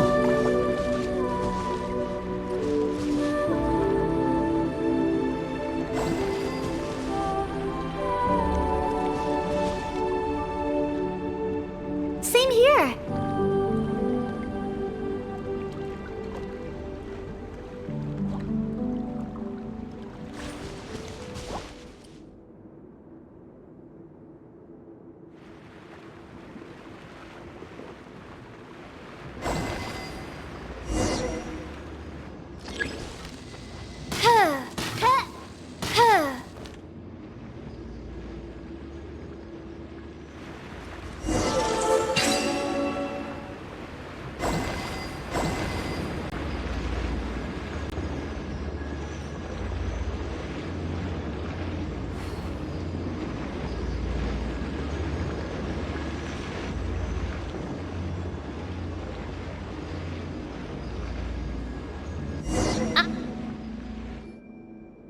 It worked!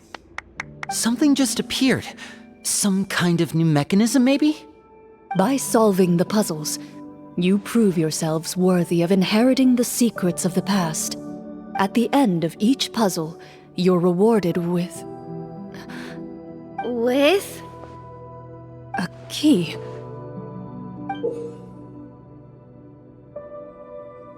Oh, it must be the key to the big door. This is one of the Marechaussee hunter keys that are passed down from generation to generation. It looks just like the one Master passed down to me. It is said that 4 keys in total are required to form the final, complete key. And it seems like we just collected 3 of them. That must mean... What's wrong? You hear a few strange noises. Suddenly, all the torches in the ruin go out at once. What's going on? Did we fall into another trap? For the sake of immersion, please close your eyes, everyone. Without the torches, the space is now completely dark, and you cannot see anything.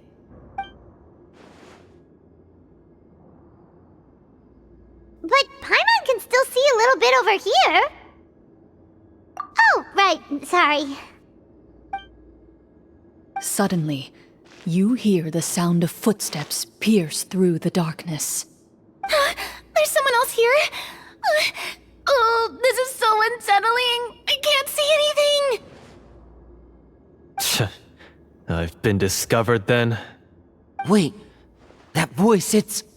You recognize the voice as belonging to the guard who led you to this place. It appears he now covets the treasure for himself, and has come to stake his claim. Oh, so this is just part of the script. Then I can probably relax.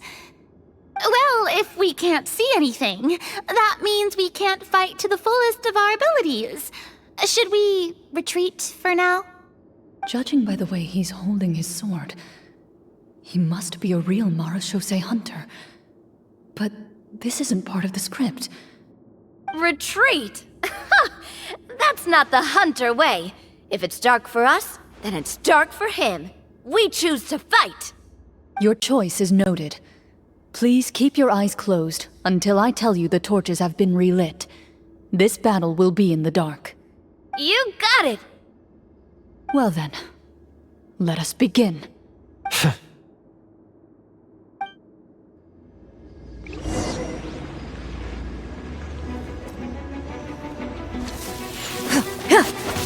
Loaded. For evil looks, shoot on. I'd like to try to hit him with my sword. Is he still standing? Goodness, he sure has a lot of HP. Is it over? Can we open our eyes now? The enemy is strong and relentless, but the battle is nearing its end. The torches have not been relit. What about now? Final strike! Ha!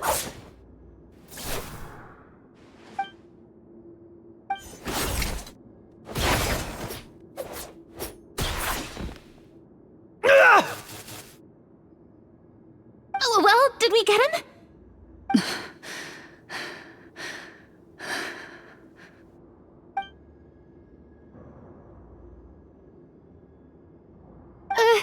Clorinde? Warm fire flickers across the walls once more. Your vision is now clear. In an impressive display of courage, the four of you successfully defeat the uninvited guest. That look in his eyes.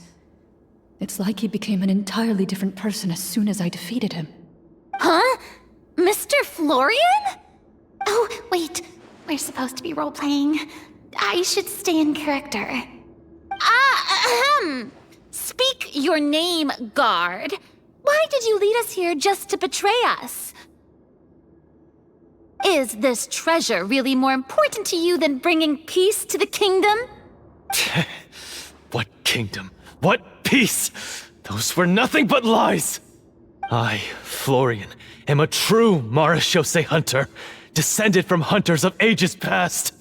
So he's also using his real name. Or, wait, was that the name of his character from the very beginning? Then I'm even more confused. If you truly are a Marechaussee hunter, shouldn't you want to help us just like you said before? Shouldn't we fight together for the sake of the people? What do you know? In this day and age, there's no glory to be had as a Marechaussee hunter. What's that supposed to mean? My skills were passed down to me by my father. We lived a life of obscurity in the remote wilderness. Still, he devoted everything he had to being a Marechaussee hunter. And what did he get in return? A life of poverty and pain. And a world that forgot all about him. When he died, not a single person came to mourn his passing. The Marechaussee hunters were the ones who saved this city. We're heroes. We deserved more recognition and respect than this. Is he talking about how no one in the capital seems to remember the hunters and their legacy? I didn't expect the script to contain this level of social criticism. So that's why you want to take the treasure for yourself? You feel like you're owed fame and wealth? If you already knew where the treasure was located, why didn't you just come down here and take it? Because I still needed the final key. Only a true Marechaussee hunter is capable of passing through this final door. As someone who sought to hurt others for his own gain, Florian lost that right long ago. Okay, but what is this treasure anyway? We've got all the keys, right? So can we just go in and take a look? You're sure you want to go in? We've been talking about it for so long. Of course we want to see what's inside. And we've already defeated Florian, right? So he won't try to take it from us anymore. Pesky brats. Watch yourself. Then let's open the door together. All right. Your choice of action is confirmed.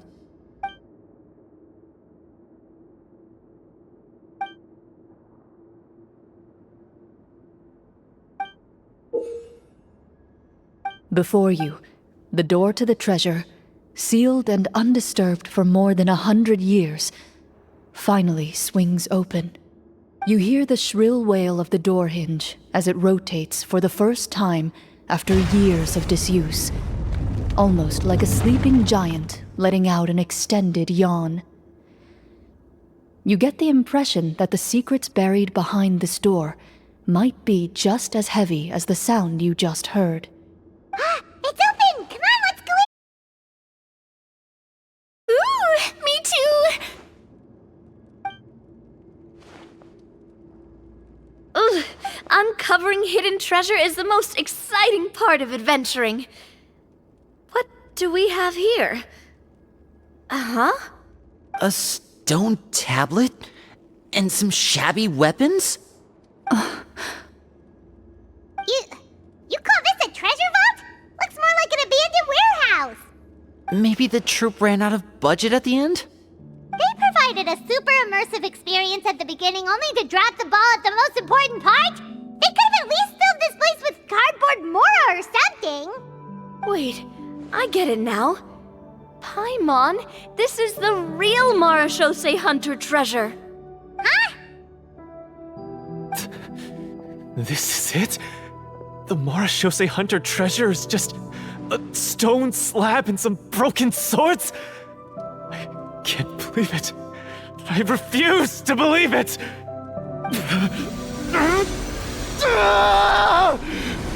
Whoa, are you okay?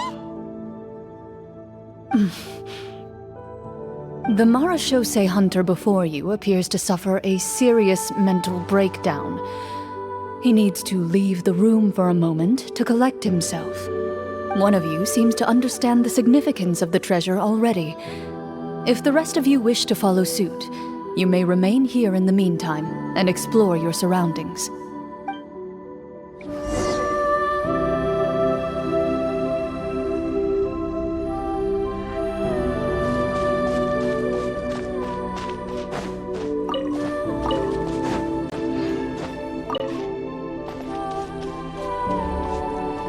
The old and broken weapons.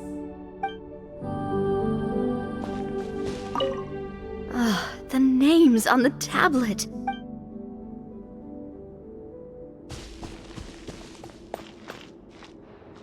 What is the treasure supposed to be? Walter.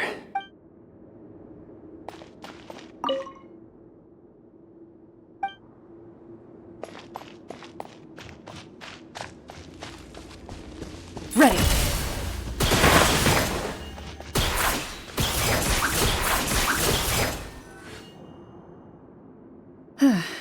So, how are you doing? Feeling any better? What just happened? Do you remember how you got here? Or what happened to your body just now? I remember now. I brought you here because I wanted to The explosives in the cave! You mean these? Huh? How did you... I could tell something was off the moment I stepped into this cave, so I kept an eye out. I've already dismantled the whole thing. So the strongest champion duelist in all of Fontaine saved the day once again. Guess I shouldn't be surprised. It would seem your skills as a Marechaussee hunter are as sharp as ever. I deserve some answers, don't you think? Tell me why you wanted to lure me here. Everything you said earlier sounded like the truth. Luckily, your monologue was dramatic enough to convince my friends you were just role-playing. I don't know. I just always felt like there was something in my heart that didn't belong to me. Something agitated and angry. Who knows? Maybe it was my own anger all along. I could never really tell. The feelings about my father and the other Marechaussee hunters are real. It just wasn't fair. I was angry, bitter that no one remembered them or praised their accomplishments. I don't know when it started, but at some point, my anger came to completely consume me. At that point, I remembered the legend my father used to tell me. The one about the treasure. But if the treasure was all you cared about, why plant all those explosives? Wouldn't they just destroy the treasure and bury you along with it? I can't remember. My head is a mess. It felt like there was this voice telling me to eliminate the hunters, but now it's gone. From your description, I suspect you were dealing with a devorator. Devorator? Oh, your master... your father, I mean. Never talked about it? It was a kind of monster that was active several centuries ago. No, I've heard of it. I'm just not sure why you suddenly... Wait, it can't be. The seal! The seal? My family has served as Marechaussee hunters for many generations. But the title and swordsmanship weren't the only things passed down over our line. There was a seal as well. My father instructed me to always watch over that seal and maintain it regularly. He said it had been passed down over a truly ancient age, and protecting it was our clan's most important duty. But I neglected that duty after he died. I finally decided to come down and check on it one day, and that's where my memories become fuzzy. The Devorator would be a formidable adversary for any mortal being, even ones as capable as the Hunters. If you lacked the power to completely destroy it, you could easily fall prey to its influence and corruption.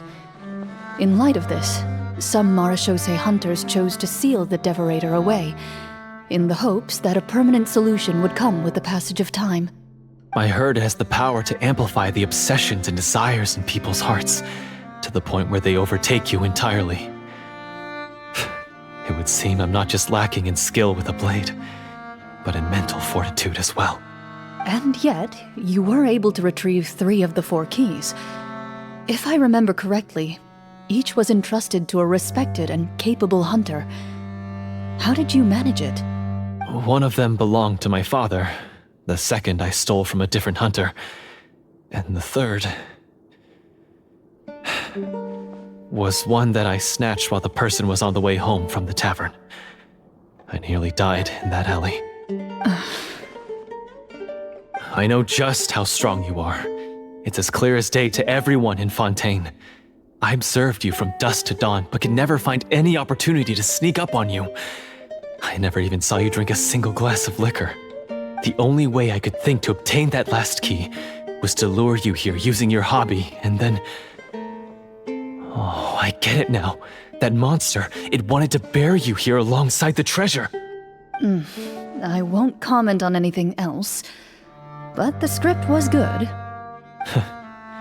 Well, I did pour my heart and soul into it. The stories my father used to tell me about the glory of the heroic Marechaussee hunters and how they came to be forgotten. It's more than just a story. Huh? You're proud to be a hunter. You're still holding onto that part of yourself, no matter how small. I have done so many despicable things. I have nothing to be proud of. Then explain the purpose of the evil sorcerer in your story. Isn't he the true antagonist? The one who sought nothing but his own gain, and used the people as pawns to attain it? In your heart of hearts, he was the one you truly wanted to defeat. But I've already tainted my sword. I no longer have any right to... Wake up, Florian. Remember how you introduced yourself earlier. Do you really think the hunters acted out of a desire for honor and glory? Or to be loved and acknowledged by the people? What did your father teach you about our order? You do not wield your sword for yourself, but to protect those you serve. There's nothing special about a blade. It's the intentions of the wielder that matter above all else. Do you still not understand? Even after seeing the treasure for yourself? The contents of that room, they represent the true legacy the hunters left behind. You're right. I am a Marechaussee hunter. It's time for me to redeem, no, to finally serve the people I vowed to protect all along. I wouldn't be so quick to push aside the need for redemption. I know. That's a charge I won't bother to defend myself against. Good. Then, come with me, and help me see the script through to the end. Huh? See the script through to the end? But there's no more script left. Never finished it, huh?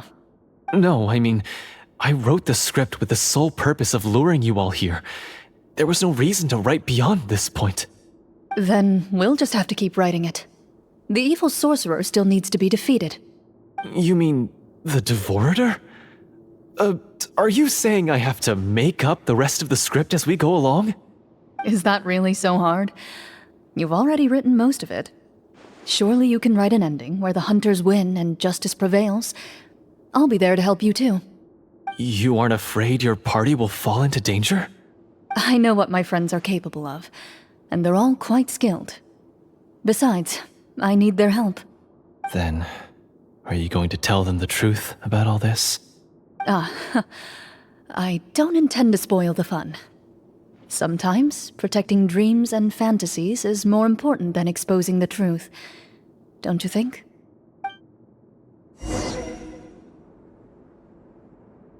Into the shadows.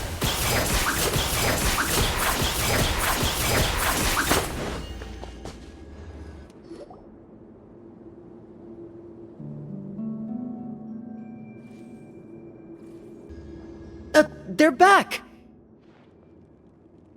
That took a while. Ahem!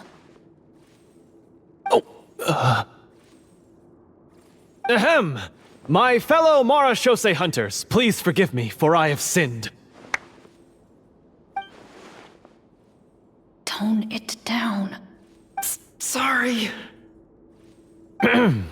After crossing swords with you and witnessing your courage in battle, I've rediscovered my true self and regained my pride as a Marechaussee hunter. Oh, do I smell a redemption arc? I confess, I was brainwashed by the evil sorcerer. He asked me to lure you here so he could bury you in this cave. That little... Wait, you're saying all of that wasn't you, but the evil sorcerer? That's right. He's adept at manipulating the hearts and minds of the people.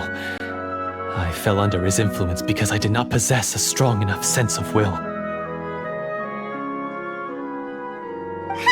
And how are you going to prove that you're a changed man? We're not going to fall for the same trap twice. To be perfectly honest, I only came to my senses after seeing the treasure. It reminded me of my father's past teachings. The treasure was actually...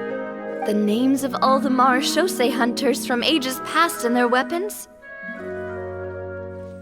Wait, you already know? Of course. Don't underestimate a veteran role player's exploration skills.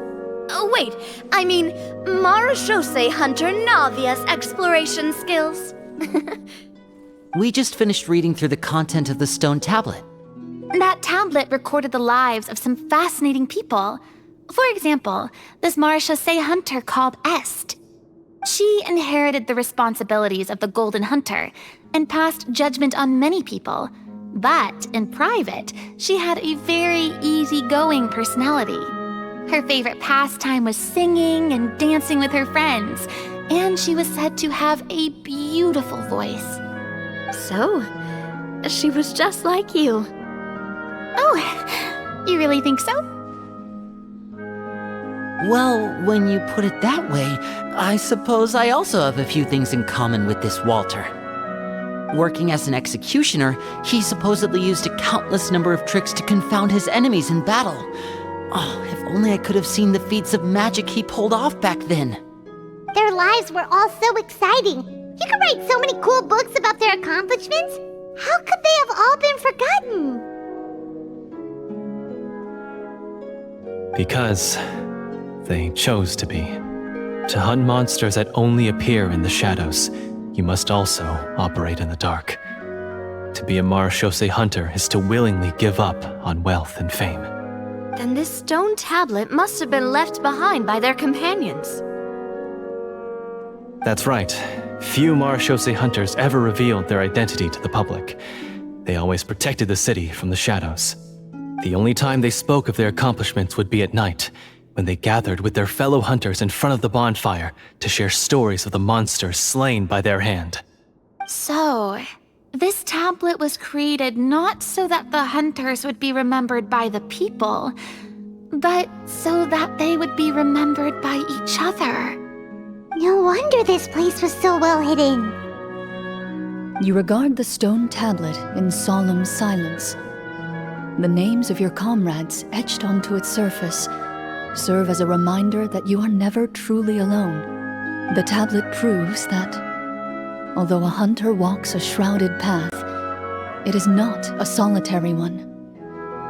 There will always be those who walk beside you, a fact that remains as true today as in ages long past. Their legacies shall continue to be passed down from generation to generation, as everlasting as the stone onto which their names are carved. Father, you once told me that I should seek out the treasure if I ever became lost. So this is what you wanted me to find.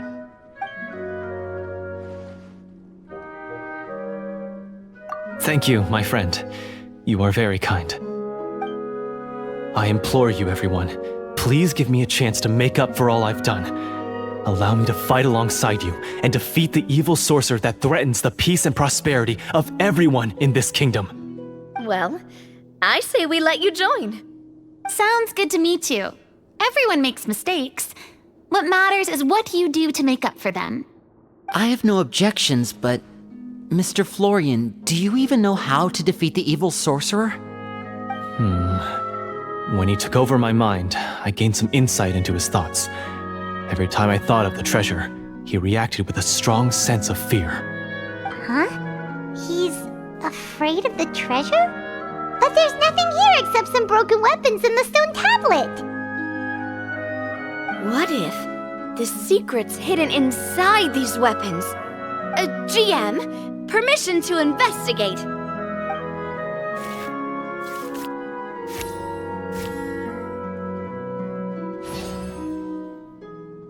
At first glance, the weapons appear absolutely ordinary.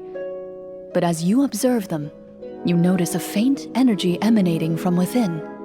These blades have slain countless monsters. Though it's been a long time since they were used in battle, their edges remain sharp, as if they're simply waiting for the next worthy hunter to carry on their legacy. So basically take these with us, right? I'll take this weapon, since it used to belong to Est. Maybe it'll find comfort in being held by someone who appreciates the arts. Ah, good idea. I'll take Mr. Walter's bow then, from one archer magician to another. Paimon's gonna pick a cool weapon too!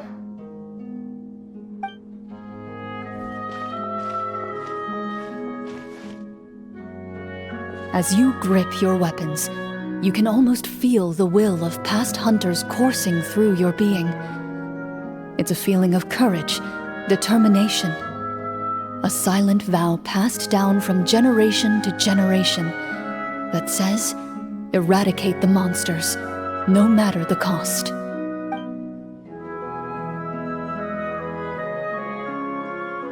Mr. Florian, do you know where to find the evil sorcerer? I was able to see his surroundings when our minds were connected. I believe he's currently hiding out at the church in the kingdom. We must be extremely careful. He's spent so long living among monsters that he's now taken the form of one. He will not be easily defeated. Then why don't we explore some more and try to find some higher level gear? We don't want to just fight him and lose, right?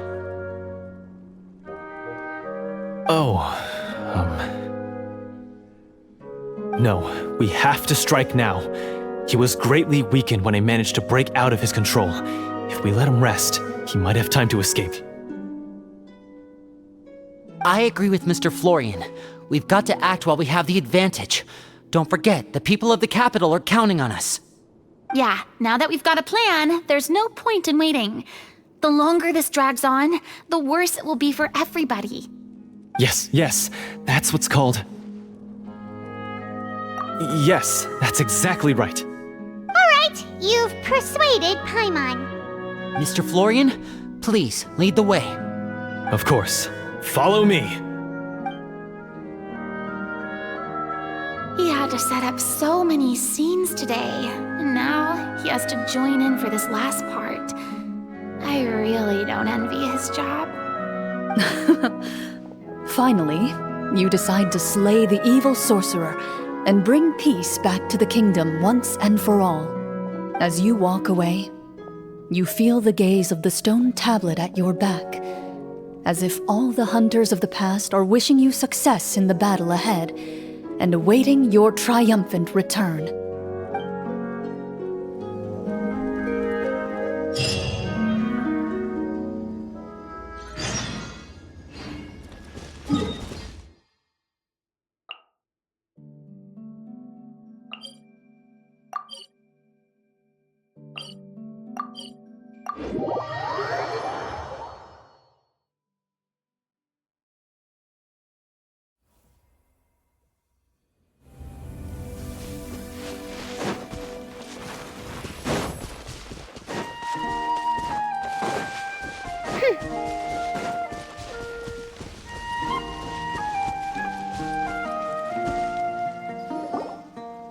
Finally, you arrive at the church Florian described.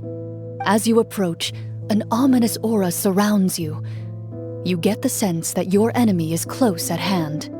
How strange. This uneasy feeling seems so real. How did they manage that? Now, it is time for the final battle. Let's go!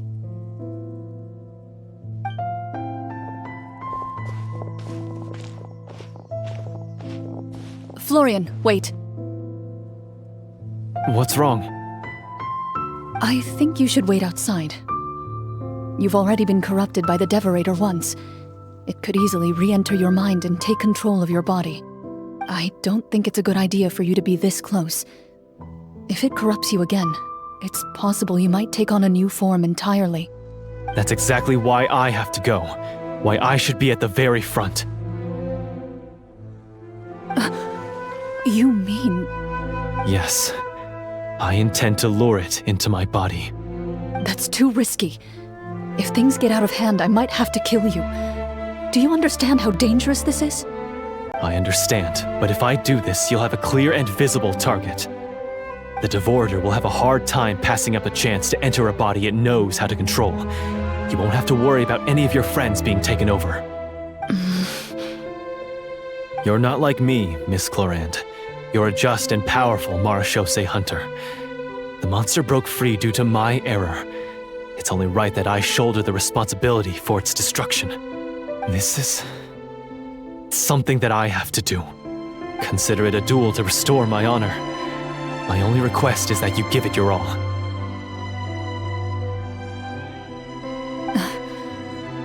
I understand. Then, as a champion duelist, I hereby accept your request for a duel, and extend to you my most sincere regards. Thank you. The battle is now upon us. Let the Devorator once again tremble under the blade of the Marechaussee hunters.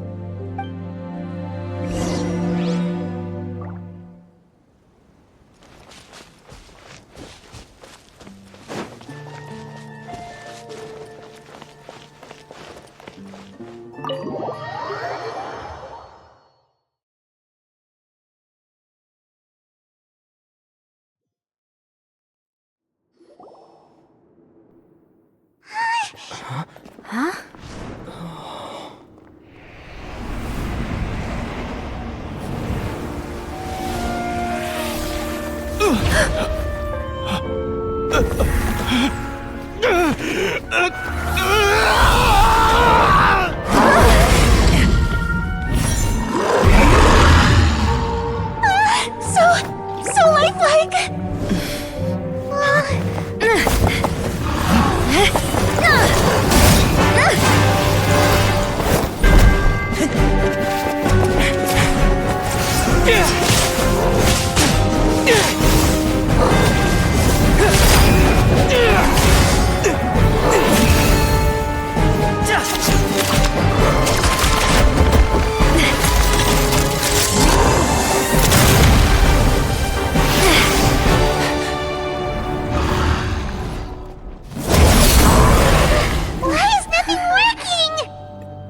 This foe is not invincible. You hold the treasure, the power to defeat it, in your own 2 hands. The treasure? You mean... The names! It's the Marechaussee hunters' names! How are we supposed to... You forget, Paimon? There's still one skill we saved until the very end. Hunters fight not for fame, but to aid the people whenever they are summoned. Walter the Marechaussee Hunter, master of 1,000 tricks, executioner of the Phantom Hunters, I call for aid! Est, the Marechaussee Hunter, inheritor of Cassiodor's will, judge of the Shadow Hunters. Answer my call!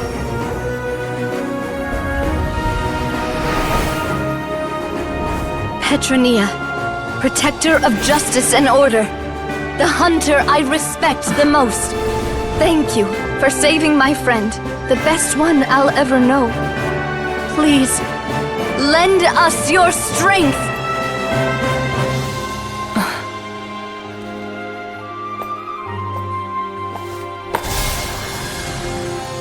We have come to answer your summons.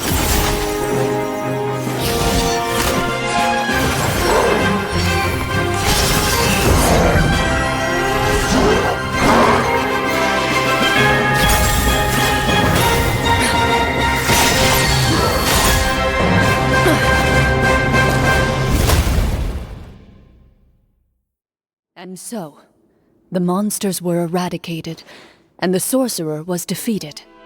Peace soon returned to the capital.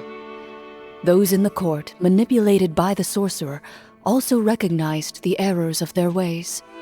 Some remembered the names of the heroes who saved their kingdom, but others simply continued their lives none the wiser. Such is the story of the Marechaussee Hunters. They pursue the phantoms in the darkness and exterminate all who pose a threat. They will always protect the city and those within it, even should all memory of their accomplishments be forgotten by the very people they serve. I'm assuming we've finally reached the end of the script.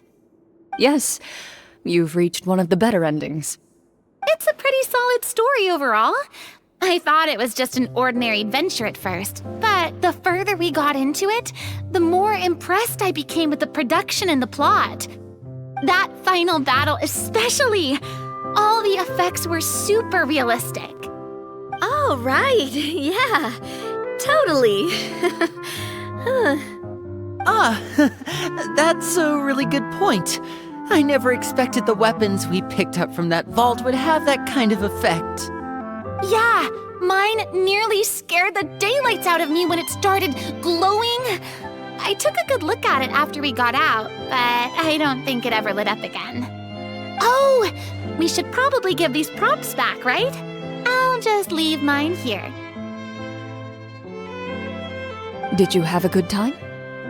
Of course! Let me know if another script like this comes around. Sure, no problem. Then I'll head back for now. I think I need some time to fully digest everything that just happened. Once Mr. Florian is awake, please pass on my regards to him. He must be extremely exhausted to have passed out cold like that. You're right. He's had a lot to deal with. Well, see you all some other time. Toodaloo!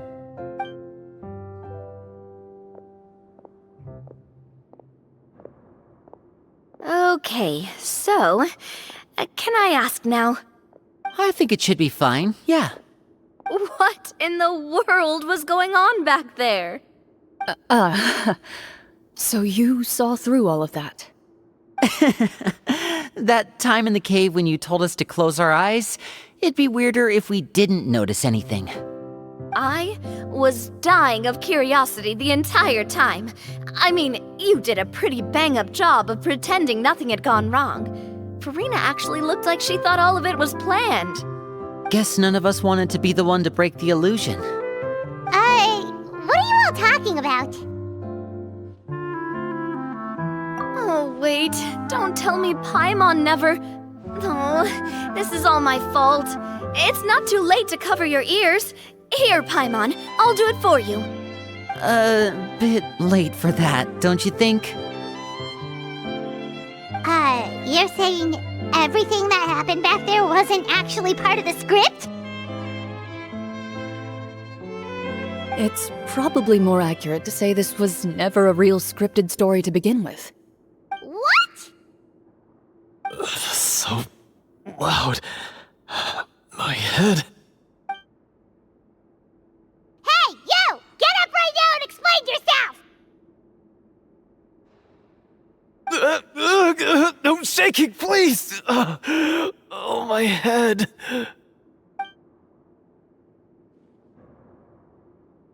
Did Paimon just hear that right? You guys made up that whole last part on the spot?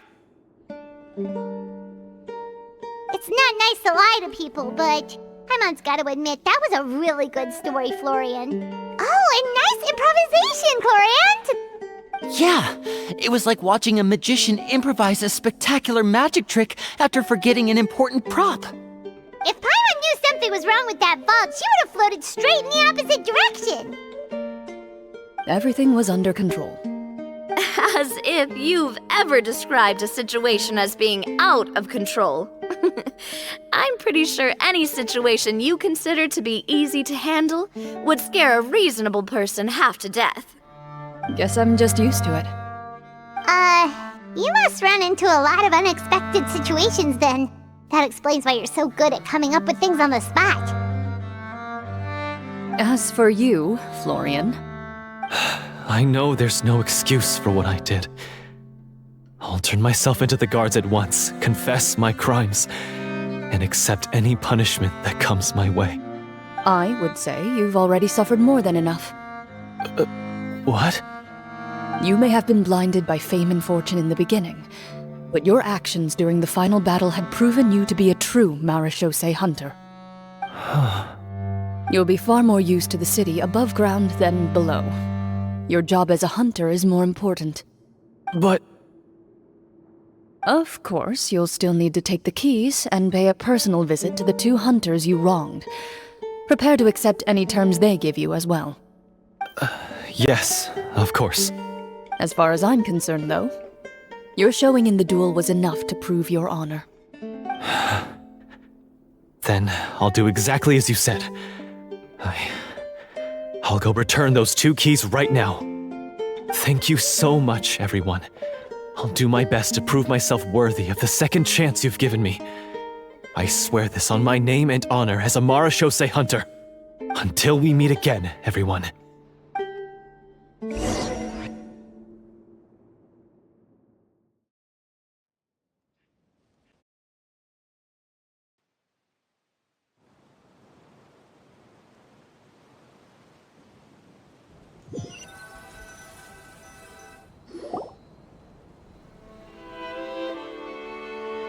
Speaking of Marechaussee hunters, what should we do about the treasure in that cave? Leave it be. Are you sure?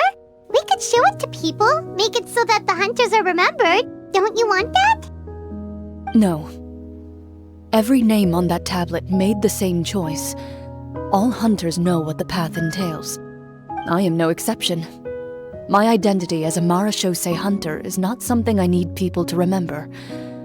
I wish only to be recognized as a champion duelist. Nothing more.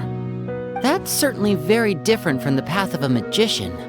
Still, I admire your decision. Wait, Paimon just remembered something. If there were no special effects involved, why did our weapons begin to glow during the battle? That's because the Marechaussee hunters of ages past would often imbue their weapons with special enchantments to suppress the monsters. Whenever a monster was nearby, their weapons would start to glow. Oh, so that's why they had an effect on that guy near the end. I really thought the summons were doing all the work. Well, I'm sure the summons were a part of it too. Oh? How so? This particular devorator probably hailed from the same era as the hunters we saw in the room. The names you recited all belonged to the bravest hunters. Countless monsters fell to their blades. That's likely why the devorator visibly reacted when you said them out loud. So the names held the power all along! Navia, everything you said during your summon. Huh? Oh, I meant what I said. I mean, it was true to my character, so yeah, I'm glad you heard it. Just don't make me repeat myself. It's embarrassing. I really appreciated those words. All right. Don't get all sentimental on me. Anyway, let's not talk about that anymore. I'm going to go on ahead. Don't fall too far behind now. She ran off! I should probably head back as well. This story was truly incredible. I might have to spend the whole night telling my siblings all about it.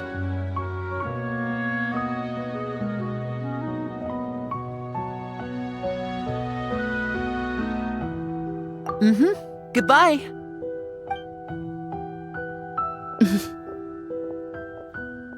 Traveler, should your name and deeds be forgotten, what do you think the significance of your journey will be?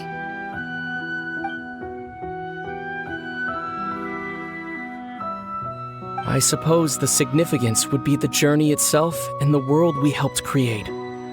There's still value in the time I shared with everyone here, in the things we were able to accomplish, even if no one remembers them. A great answer. I'll remember it.